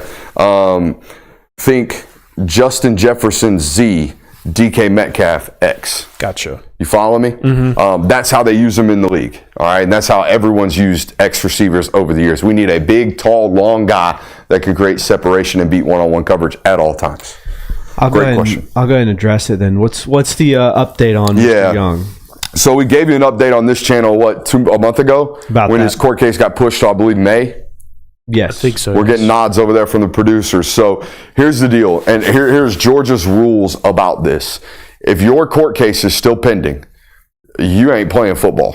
All right, you might be practicing football, but you ain't playing football. Now, here's the discussion that I had with Discord today, because I don't know this, and I probably need to be doing some research on this. But when I was in college, if you were ineligible, meaning your grades weren't good enough, or you had an off-field concern, or whatever, you could practice in the fall, but you could not play. If you were ineligible in the spring, for whatever reason, you were not eligible to practice. Because there are no games. You see what I'm saying? Right. So I don't know what the rules are here. We're going to learn within 24 to 36 hours. When we go out to practice, it's going to be impossible to miss whether or not Colby Young is out there. If he is, he's back practicing with the team. He was back practicing with the team in the fall. I'm just saying, I don't know what the rules are with the spring. When I was in college, they were treated as actual games. Those 15 practices were no different than the 15 games in the regular season. Okay, so we'll find out about that as we get a little bit closer in the next couple of days. Let's move on to the Z position. Now, this is where, again, I get a little bit of pushback. I do believe London Humphreys probably starts the spring as you're starting Z. Wow. He's the only guy really on the roster that has a lot of experience, not only in the SEC, but playing the Z role for you guys. He was your 2Z last year. He got a lot of playing time throughout the year. I think he gets elevated in that mix right there. And then we get into the swing players, right? Like Dylan Bell. I think when he is not an X, he is going to be moved into that Z position. And then I think of players like Taylon Taylor mixing into here as well. And obviously, you mentioned Tyler Williams. I would put him more into a Z type of role. The guy we didn't talk about in that 2025 class, because he's not on campus yet, I think Thomas Blackshear slides more into an X type of body. All right, 6'3", 205, can really, really run. I hand timed him at a 4.5 the last time I saw him in spring ball. So he's probably gotten even faster since then. Now, when I look at this, two things pop to my mind. One, Taylon Taylor's like an injury away from playing for you guys. And two, for that reason, Nitro Tuggle, why are you not a Z? You see what I'm saying? Yeah. We have way more access. Our barrier to entry is far less right here as a 6'1", 205-pound mismatch that isn't a 4.38 runner. We've got a far better path to playing time right here than anywhere else. Would you put Landon Rolden here, or is he? Yeah, Landon to me is like, I'm okay with the Ladd McConkey stuff with that one. Okay. I'm okay because I know he's going to run 4.38 at the combine. You know what I mean? I hate when people are out here like, ooh, look at that guy run a whip return. He's Ladd McConkey. Bro, you did not watch Ladd McConkey play football. Ladd McConkey runs away from human beings on SEC football fields, and he did it in the NFL. Landon Rolden is going to run away from people. So I'm okay with that comparison with that one. And yeah, I would slide Rolden actually probably right here above a player like Tyler Williams. Gotcha. Okay? So good question there. Good addition right there into that Z position. Now, let's go into that slot before we go back to the tight ends. Now, this is the one where, again, it's another one of these positions that I think changes as the season progresses. Like, if we go out day one and Cole Spears right here, don't freak out. Yeah. I mean, how many guys they got other than Zacoby White that actually know the position right now? I would. Do you think Cole Spear would be above Zacoby White? For veteran purposes, I also don't know if Cole is an X or a Z. All we know, or a Z or a slot receiver. All we know right now is he's a demon on special teams. Special teams. But when he got into the actual playing time last year, he was more in that slot area. I would want this guy doing everything that they asked Dominic Lovett to do on rundowns this year, where they asked slot receivers to really mix in and go count for the safety and put your hat in the box and be tough. This is the guy. To do the nasty work. Would Zachariah Branch not be there? That's where I'm going right here. Okay. You just didn't let me get there. Now, he's a 3 right now. By the fall, he's going to be the one. I mean, by the fall, he's the one. Yeah, it's the same thing with Noah Thomas. I fully believe that who do they open with this year? Marshall. That come Marshall, Noah Thomas is going to be starting at X, and Zachariah Branch is going to be starting in the slot. I have a feeling about that, and I think Dylan Bell's the Z. Okay. That's what I think it's going to be by the fall, but we gotta be able to practice. Sure. Okay, we got to be able to practice this spring.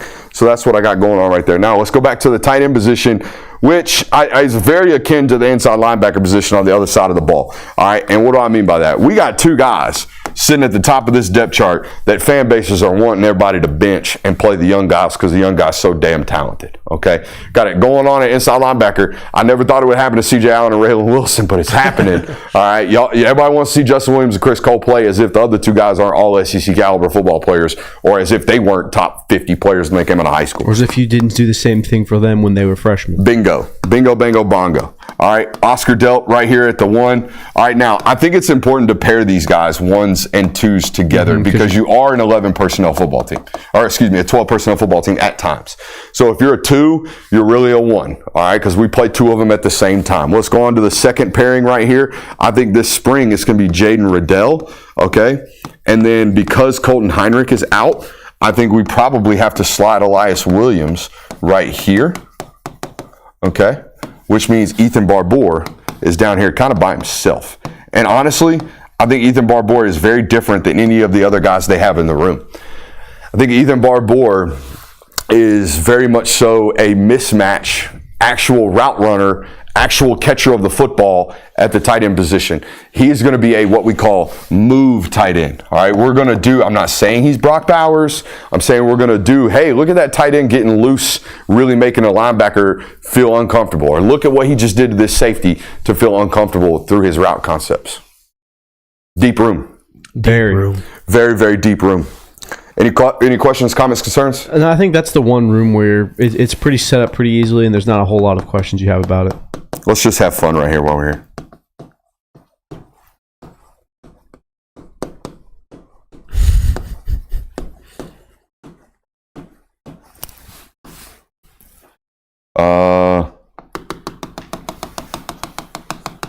I think Oscar's off of this roster by next year. Yes. We don't know about He has Lawson. to be. We don't know about Lawson. These three guys could potentially be entering this room. By the way, if you can't read my handwriting, that's Tristan, not Tristan Keys. What's the tight end's name that's already committed? I can't believe I keep forgetting my man's name. Lincoln Keys. Lincoln Keys. It is a Lincoln, or it is a Keys. All right, so Lincoln Keys right here.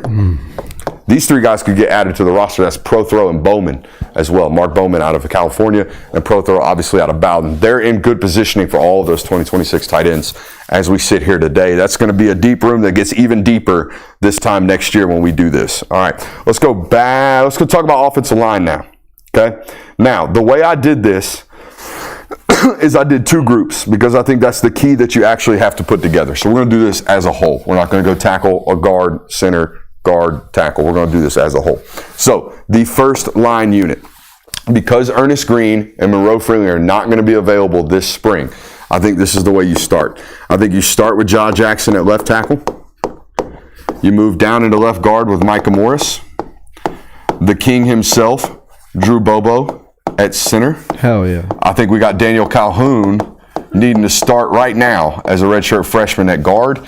And then you got Bo Hewley fighting for his life and his lunch out here at right tackle. Okay?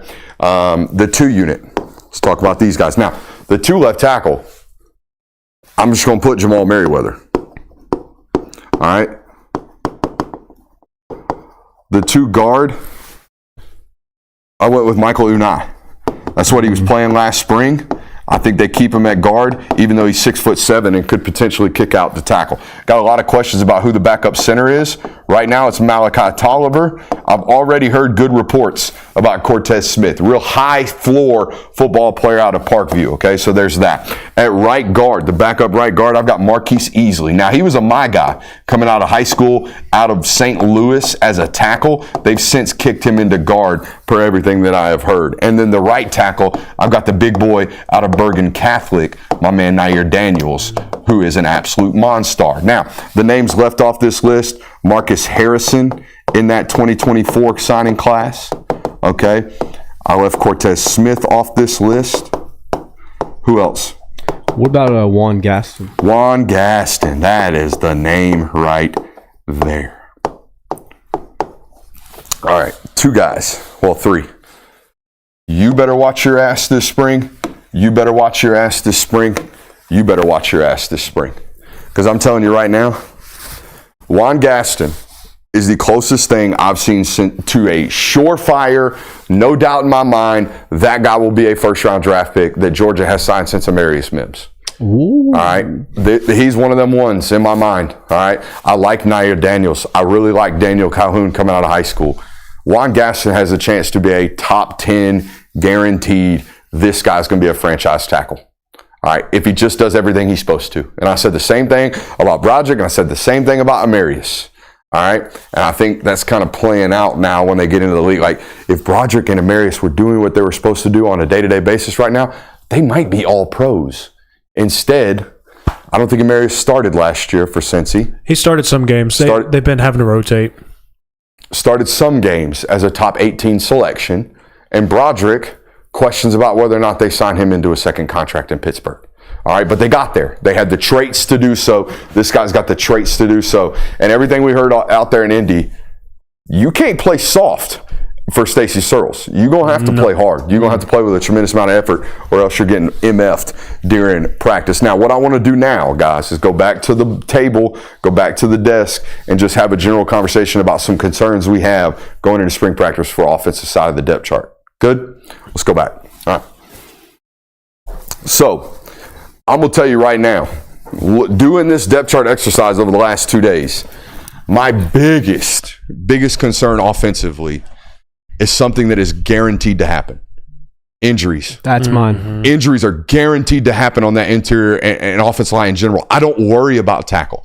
I know Ernest Green. I know Monroe Freeling. I know their backups are serviceable. I truly believe that. I think if Bo Hewley had to get thrown out there, he'd survive. He'd swim. I believe that John Jackson on 50% of the downs when we're throwing the football, he's going to survive. He's going to swim. What happens if Micah Morris gets hurt? Yeah. What happens if Drew Bobo gets hurt?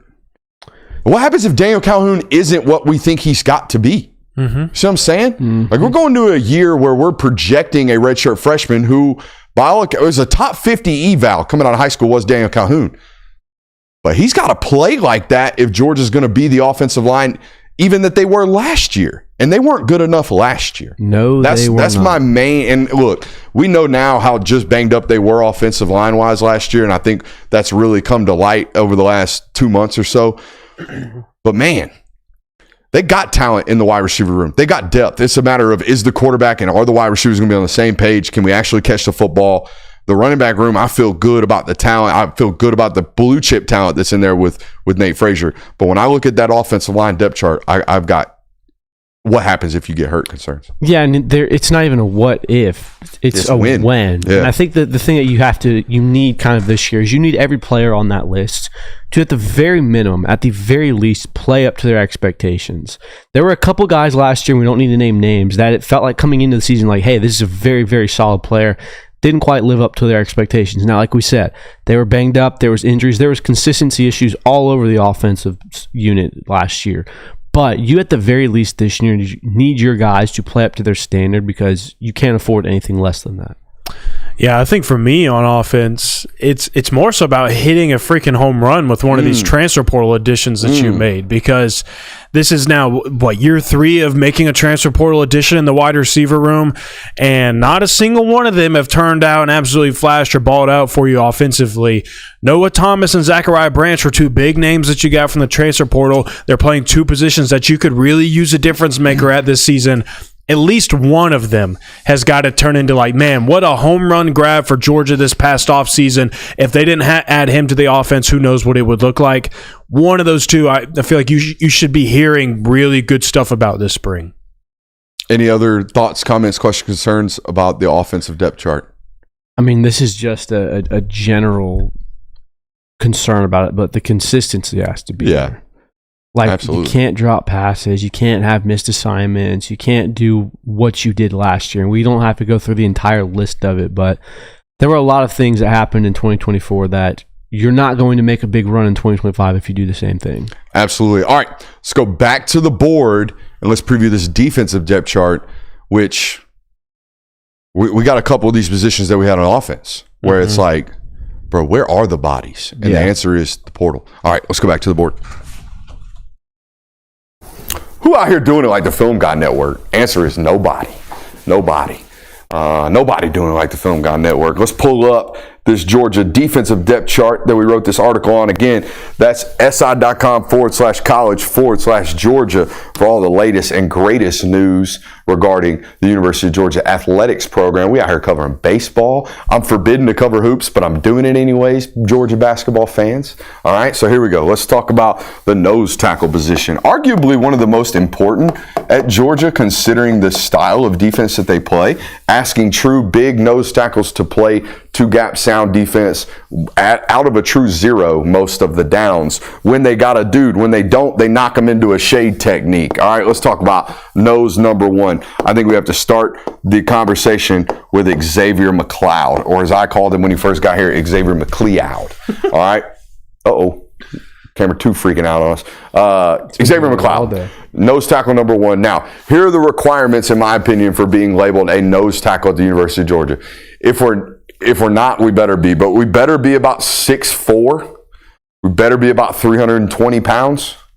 So all these guys slide into this conversation. All right. If you're smaller than that, I'm kicking you out. I'm kicking you to a D tackle. You're not a nose. All right. Most of these guys lack the twitch to be a D tackle, but they have the size to really, really hold the weight down there in the interior of the defensive line, which brings me to my next guy who I am really, really high on.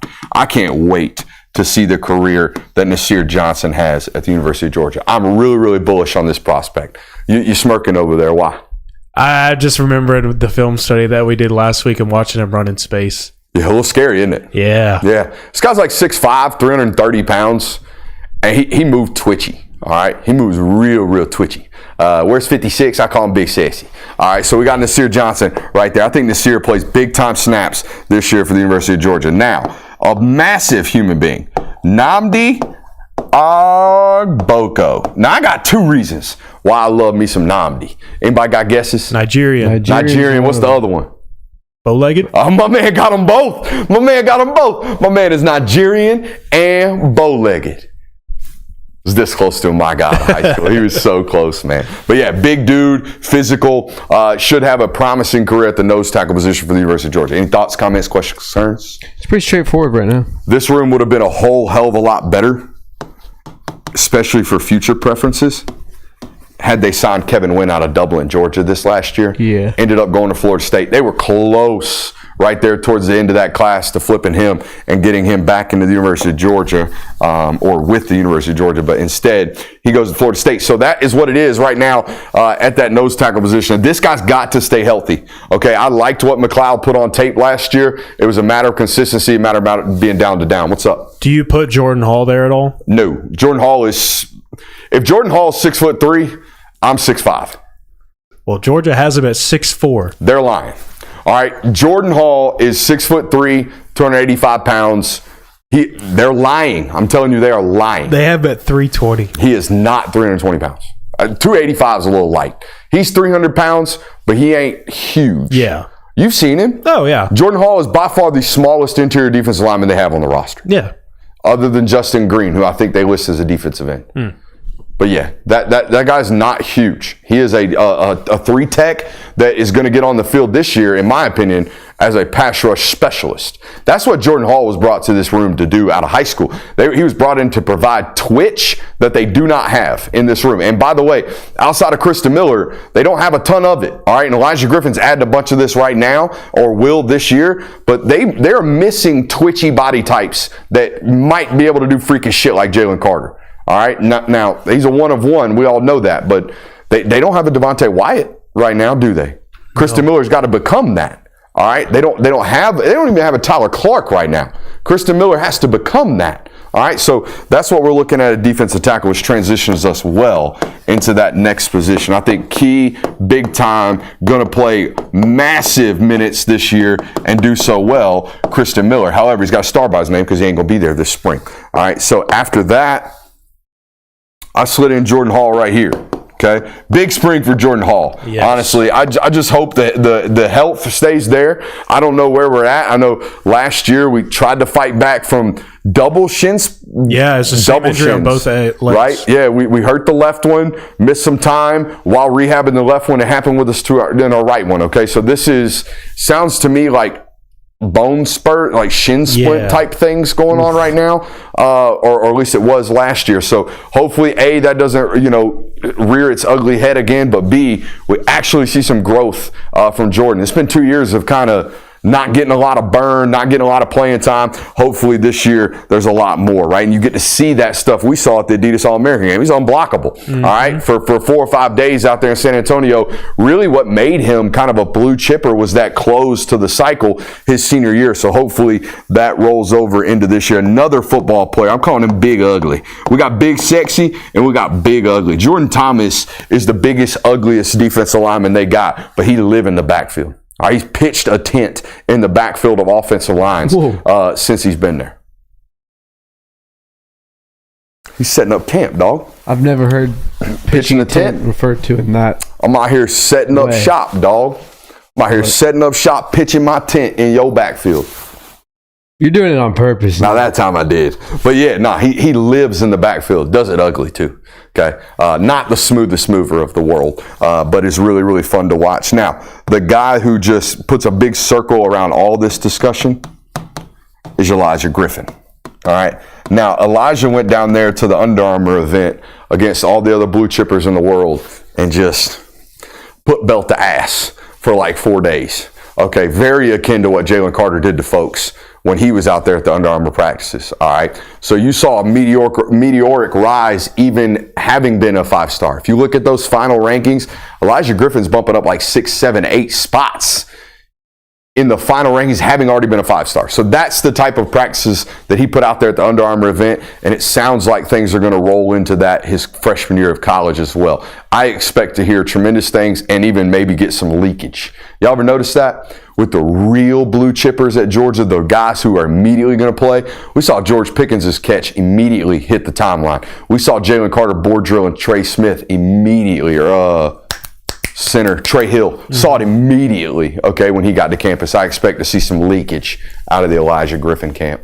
What about another freshman coming in, JJ Hanna? Is that how? Hane is how I'm going to pronounce that. JJ Haney? Okay. Haney. Let's go Haney. Hane sounds like... I believe someone said it's like Hane or something like that. He's German, though. We wouldn't be out here Hane, and we wouldn't be soft J in the Hane if we were German in that, wouldn't we? Anyways, JJ. Anyway, my man JJ Hane. Haney? I like Haney. My man JJ Haney, all right? This guy was out here roaming the German landscape like 3 years ago. Okay, very, very new to football. And my favorite thing to do with JJ is watch his sophomore tape, then watch his junior tape, then watch the last year that he put together out there in California, and you will see a football player that is really, really progressing. Jonathan, to answer your question, I think he slides in more as a defensive tackle than he does as a nose tackle. Okay. All right, and it's a good thing. You need several different body types at this position because sometimes on early rundowns, based on what the offense does, that guy might have to bump into a 2-eye. Or that guy might have to be big enough to hold blocks, right? In years prior, you would see guys like Jordan Davis and maybe like a Nas play at the same time on early downs if they needed to, right? Really let those guys 2-gap, occupy 4 bodies of that offensive line and let everybody else have one-on-ones and free hats running to the ball. So, yeah, that would be one of those bigger body types that kind of swings as both a nose and a D tackle, but I would fit him into that defensive tackle position. Now, this is where it gets really, really interesting. And now, honestly, I think we should do these together. All right, the defensive end position and the jack position. All right, because there's one guy this spring that's not going to be available that's going to start at one of these positions. I just don't know what it is. Do you know the name? Gabe Harris. Gabe Harris. Gabe Harris. Joseph's going to play this spring, so that's good news. Oh, good. But Harris has an arm. Yeah, I think arm. Yeah, something like that. So I don't believe Gabe's going to be available this spring. However, I think this fall, you see Gabe Harris play both of these positions. Very akin to what Michael Williams did or tried to do prior to his injury. We're going to let this guy hybrid these two positions because he can do both of those. The question after that becomes, who's actually going to start this spring? And here's how I think they started out this spring. I think they start with 2 redshirt freshmen, which, by the way, I've never started this conversation with 2 Georgia football starters being redshirt freshmen, having never really played. Every year we roll into this discussion, it's like, oh, look, Mykel Williams is back for his 3rd year as a starter. Or, oh, look, Malik Herring's back for his 3rd year as a starter. Oh, look, here's this Trayvon Walker guy. These 2 guys are going to have to play a lot this year and didn't play hardly at all last year. Now, this guy, Quintavious Johnson, or as they call him Q, he's put some scary stuff on tape already. He did it in the spring game, did it last year in mop-up duty. This guy, JJA, does crazy shit in practice. They have tremendous hopes for his career. What I saw from Joseph Jonah was drinking through a fire hose during actual game reps. A lot of jumping into contact because we're late. We didn't see the down block in front of us. A lot of, oh, I'm peeking late. The running back just ran by me. A lot of stuff of, hey, you're obviously a freshman that maybe we didn't see from some of these other guys like Quintavious Johnson. Those are 2 huge names in these discussions of defensive end and Jack. I think Justin Green slides in here behind JJA, and I'm going to put a guy right here in the middle because I think he slides into both of these positions, very similar to to Gabe Harris. Isaiah Gibson, I think immediately when he gets to Georgia, we say, hey, we got this 6'4", 265-pounder, moves really well, looks like a defensive end. Maybe we hybrid him like we wanted to do with Mykel Williams throughout his career. He's going to come into Georgia as a jack. I don't think he necessarily is. Another name here this is how thin we are, guys. This is how thin we are right now at this jack position, okay? I think on obvious pass rushing downs, you see Chris Cole line up as a wide 9 and give a rush with Raylan Wilson and CJ Allen on the field. We end up playing 3 down linemen, letting Chris Cole rush because he actually might be one of your better rushers this next year. I do think it's also worth mentioning that JJA missed a lot of last season because of an injury, got shut down. So a big spring for him to kind of get back in the roll of things. What about the other 2 guys that are freshmen of Darren Ikenagbon and Chase Linton? So when I saw call him DK.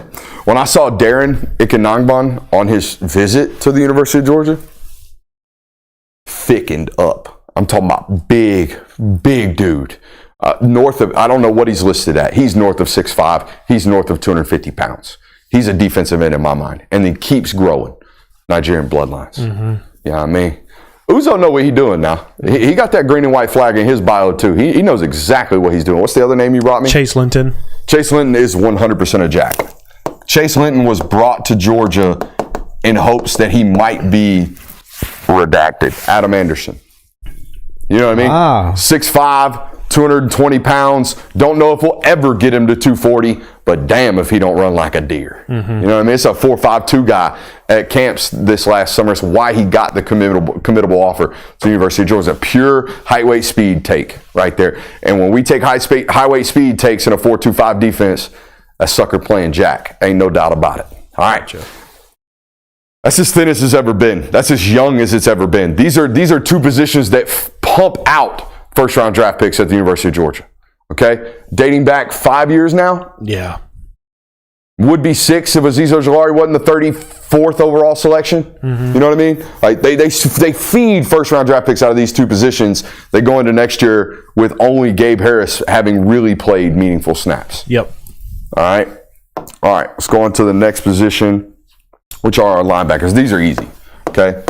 LBs. We'll put them in 2 groups, just like we did with the tight ends. You got CJ Allen and Raylan Wilson up here at the top. I don't know why I made him Palin. Raylan Wilson right here at the top, and then obviously the 2 freshmen, redshirt freshmen now, Justin Williams. Did they get a redshirt last year? They might be true sophomores. They played too many games. I know Chris did. Chris Cole. All right, those 2 guys. Now, you're going to get into this thing where these 2 guys, man, are they promising. Man, are they really, really good. Man, are they going to be great at the University of Georgia. You still got to play over these 2 guys. All right, these 2 guys are SEC. They're going to be 2 of the top 5 returning linebackers in the conference. Yeah. Probably. All right, so you're going to have to play through those guys. And then we told you about Terrell Foster earlier a little bit today.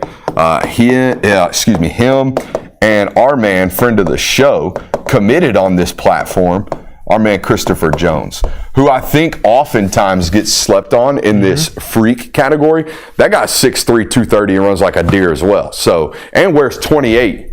Yeah, her running back digits at linebacker. you might be a guy. You might be a guy. Pretty tough. Any thoughts, comments, questions, concerns? It's not as much a question as it is just. Go ahead. I was just saying it's more of a concern of how long does it take before certain members of the fan base say, "Oh, we need to bench so and so because I want to see yada yada yada." Because you'd have to imagine Justin Williams and Chris Cole are going to get some meaningful snaps at some point. Just let me know when you need it. You know what I'm doing, right? Yep. The freshman. Mm-hmm. You know what's really messed up about my football brain?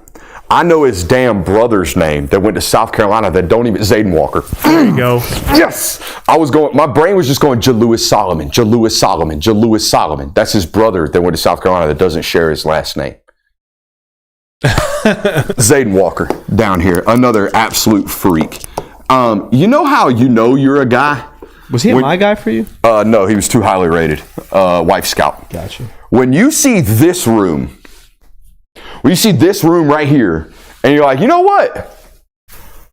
I'm going to go get playing time there. You know what I mean? I'm going to go there and beat them some bitches out. So, yeah, I'm excited for Zayden Walker's career at the University of Georgia. As you know, as deep of a room as there possibly is at the University of Georgia. Again, another position right here that gets real interesting. It's that star position, or as most people call it, that nickel spot for the University of Georgia. Okay, Jonel Aguero, all right, is the guy. Now, everyone remembers there were 3 5-star safeties in 2 back-to-back classes that Georgia was heavily invested in. They landed 2 of them. The third one is Caleb Downs. Okay, the 3 were Caleb Downs, Jonel Aguero, KJ Bolden. All 3 of those guys shared a blue chip. We think this guy might be an All-American caliber football player coming out of high school. All right, they landed Jonel. Immediately once he got to Georgia, it was like, all right, we think you're a muscle-bound Jimmy that can play the nickel spot for us.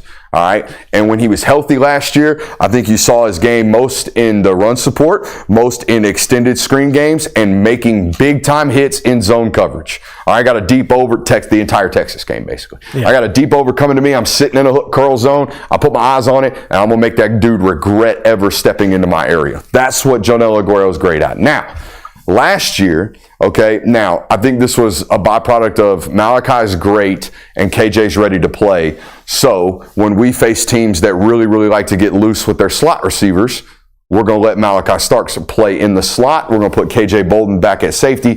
Jonel's going to step off.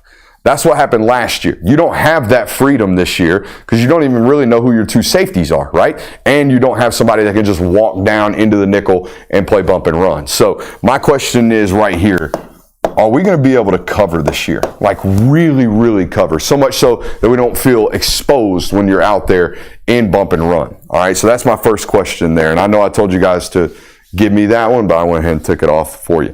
All right, now, the next guy that's been on the roster for a while, played a little bit of safety last year, but first got on to he's smiling because he watched film study. Got playing time last year in mop-up duty as a safety, started fall camp as a star. I think you have to put him back in there for depth purposes, and he knows the position. There's only 2 guys really right now, 3 if you include Ja'Cory Thomas, that I believe know how to play star. It's a really complicated position at the University of Georgia, which is why I would spend the entire spring and basically since January when he decided he wanted to come to Georgia, I would be training Adrian Maddox on how to play the nickel position, okay? I think he fits more of that type of role. That's my man from UAB, right? Mm-hmm. I'm not losing my mind. And it's Maddox, not Jackson. See, I was losing my mind. See, that's why I was like, what the hell? All right, so we got Maddox right here. Now, it's obviously a UAB transfer, played a little bit of safety, but I think most of his highlights that I saw from UAB were him hanging out in extended box. Him hanging out or at least rolling down into the extended box as a safety. I think this is your combination of willing to strike, okay, willing to be a thumper, but really a guy that can probably do most of your coverage stuff on dime packages or anything like that. And I personally don't know if Adrian Maddox is big enough to play safety in the SEC. Am I a hater for saying that? No. Adrian Maddox is like, he looks on tape like 5'10", 185 pounds. They lied to me on that one. 247 has him at 6'3", 200. Impossible. Adrian Maddox, the UAB transfer, they have him 6'3", 200. 6'3", 200. That's the smallest 6'3", 200 I've ever seen on tape. Will you find me what UAB listed him as at? Yes. Please. If he's that big, holy shit, I'm bad at evaling. Perhaps your first fumble. I mean, big time. That's huge. 6'3", 205. They have him at 6'3", 200 on UAB's I missed website. on Adrian Maddox. I'm 100%. We're going to nix him right here. He's going to be a starting safety at Georgia. You're not confusing him for Jaden Harris, are you? He's listed at 6 foot, 195. Either way, we might have one of them transfers coming into this spot. I'm going to have to go back and rewatch his tape. God dang, he's big. I thought he was small. All right. Well, that changes this. We're going to have to go back and change this whole article. All right. We're going to go back to the safety position now. And again, we're going to do this real simply. KJ Bolden. I think Ja'Cory Thomas starts the spring with KJ Bolden in that back end. All right. And now after this. Where's the branch, bro? He's going to be a safety. It's all of these questions, right? Where does Jaden Harris fit in? Where does our man, who is a monster apparently, Adrian Maddox, fit in? Jesus Christ, 6'3", 200 pounds. It blows my mind. Zion Branch, where does he fit in? All right? And I know our chat. They're probably already asking, where does Todd Robinson fit in? Right? Another, high-ranking prospect that came out of high school this past year. So, a lot of promising bodies in this room. I guess we're doing Adrian Maddox tape tomorrow, so just go ahead and get ready for that one, because Jesus Christ, 6'3". Yeah. My brain's swirling right now how bad of a miss that was on my part. I've been thinking dude was a nickel body type the entire offseason. We doing corners? Yeah, corners. Let's do it right here. Dalen Everett not going to be here this spring, so you're going to hear about 3 names this spring, and you already know the 3 names. It's going to be Daniel Harris, it's going to be Ellis Robinson, and it's going to be DeMello Jones. All right. Obviously, there is Andre Evans. Still, by the way, beautiful looking football player. Like, looks the part, always has, and runs that yap. Every time I'm out there, that boy Andre Evans thinking he damn Patrick Peterson in his prime. All right, so we love that. We love to see it. We love to see corners who have that type of arrogance and confidence in themselves. But no, I think this spring, for Georgia's retention of the room at the cornerback position, I don't think this spring could have turned out any better. Yeah. Because you know who ain't walking into Coach's office saying, Coach, I'm worried about Dalen Everett? Dalen Everett knows when he's healthy, he's going to be one of the corners. All right. And he's okay with rotating or whatever it needs to be. The other 3 guys, Daniel Harris, Ellis Robinson, DeMello Jones, those 3 football players need to leave this spring thinking they just got starter reps. And that's exactly what they're going to get. They're going to be exhausted come end of spring camp. And that's exactly what they needed for the retention of those 3 athletes in my mind. Any one of those guys feel like they're the odd man out, you might have felt some portal. You know what I mean? If we go into this spring having to get Dalen Everett and having to get Daniel Harris run with the ones, Ellis Robinson and DeMello Jones have to listen to every other football coach call them and tell them they're not getting playing time this year. Do you think, by any tinfoil hat theory, that maybe it was kind of suggested that, hey, why don't you get a surgery here? Or why don't you really make sure that this is fully healed before you even have to? Because there have been numerous times with players, play through things. It's sports hernia, though. Yeah. Sports hernias are not fun. It's a little bit different. It's different, for sure. Like, you got a protruding belly button at that point, don't you? It can be anywhere under. Yeah, you got some funky stuff going on with your innards at that point. That's kind of we got to get that one done. Not, hey. But I've also heard. I've felt this before, what you're talking about. Well, it's not just that. It's like the recovery time for a sports hernia isn't like months. Maybe he did it during off-season workouts. There was a pretty famous wide receiver that apparently tore a pectoral muscle at the University of Georgia working out. Do you guys remember that? And happened to miss the Florida game because he tore a pec. Because we're really benching heavy mid-season at an SEC football program, heavy enough to be tearing pecs. Also, I've never torn a pec, but pretty lengthy recovery process, one would imagine. Can be. I think that guy popped right back up. Yep. A couple weeks later, some of that stuff happens. You know, the maybe so and so was a little bit tougher to deal with at practice than we thought. Pec injury, not traveling to Florida, you know, that kind of thing. What else do we have on the show notes tonight? We got a couple of things we can go through. We got who's got the most at stake this spring. Ooh, let's start there and let's end there for the night. We already talked about it. Bo Hughley, big spring for Bo. It was a big offseason for Bo. I hope Bo shows up 10 pounds heavy. I hope they're like, damn, Bo, you look a little fat. We need to run you today. I hope that's the case for Bo. He's always been a little thin and on the lighter side. I got to get that guy to put on weight. I went Gunnar Stockton on this because you are, quote unquote, the guy getting the reps. Come on now. But you are not the starting quarterback right now. And it is kind of, the outside belief is it's your job to lose. But Puglisi is definitely a guy who can make you lose it. So he's got a lot to lose. He shouldn't lose it. If everything we've heard about Gunnar Stockton's true, he'll be the starting quarterback this year, but he's got a lot to lose in spring. I had Nitro Tuggle on my list. This is a year two guy. Got some burn last year for Georgia, specifically in the Tennessee game. Things look promising, but mostly because if it is going to be X that we're kind of honing in on, there's a lot of names that we put in that box to where you could get surpassed there. But even also at the Z position, like the freshman that you brought in, some of the transfer portal additions that you made, I think it's a big year for Nitro to really establish himself as one of these rotational guys at wide receiver, and a big year for him as well. Just because he's kind of banking on himself. He almost went to the portal or did kind of go in the portal, but he ultimately decided to come back to the University of Georgia. So a big offseason for him. And also threw in Jordan Hall. Kind of been now I know that we mentioned that there's been some injuries with him that's kind of left him off of the depth chart in games over the years, but just a big offseason for him because there's some young defensive linemen that are nipping at his heels. And this is a year 3 guy. Jordan Hall is year 3 for him. Yeah. So year 3 is kind of the season that you expect for those types of guys to take that big jump and start being a familiar face and a big-time contributor on defense. I also went with any running back not named Nate Frazier or Cash Jones. Yeah. Even guys like Todd and Roger Robinson. This is a spring for you because how quickly can you get healthy? How quickly can you show that you're ready to get back in that role? There's a lot of carries up for grabs this year at Georgia because you have to imagine, yes, Nate Frazier is going to be your bell cow. Cash Jones is going to likely be your 2, but they rotate 3 to 4 guys in that running back room. You say bell cow. If Nate Frazier has more than one game with 20 or more rushes, I'd be surprised. Yeah. You know what I mean? Yeah. Like, when was the last time Georgia had a running back have multiple games of 20-plus totes? I think Trevor had a few this year. Did he? I can check that for you. Will you? I'm just, they don't do that. No, not if they don't have to. No. I'm very intrigued to see what this result is. Give me 15 seconds. Texas maybe? Yeah.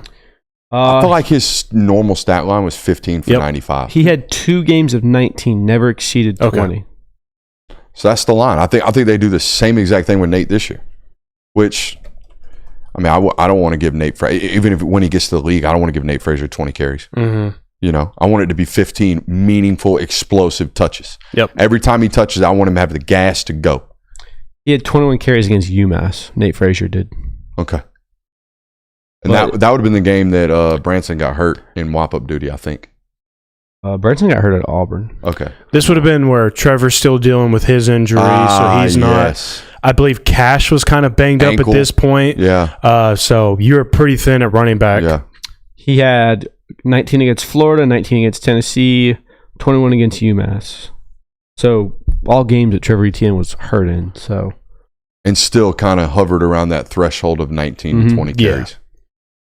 So maybe this year they give him 3 or 4 of those games where they give him 22 totes. He certainly feels like a running back where you just kind of feel out the type of game that he's having, where if Nate's just ripping it, why not give him 20 totes? Also, never been a guy that I think ever is going to say, we got to let this guy warm up. We got to let him deteriorate a defense, right? Some of the stuff that you heard about Kendall, we got to let this guy wear down a defense. You ain't going to hear that from Nate. Mm-mm. That's a guy that can touch it and go now. It almost feels like a heat check type player. Yeah. Where, if he has a 20-yarder, let him go. Yeah, just let's keep feeding him, see what happens. And his personality's that way. Mm-hmm. You know, he's an up guy when he makes big plays. Keep him up and keep him in there. What a great show here tonight. Appreciate you guys for being here. Make sure you hit that thumbs up button on your way out. We will be here tomorrow. We'll be here Wednesday. will not be here Thursday because your boy's got another big time trip. You won't be here Thursday. Oh, you guys are going to do show without the boss, El Jefe? I think we... Are we allowed to? Yeah, I mean, I'll leave the back Do we door have the open. blessing? All right. Yeah, lights will be on. Maybe we won't be.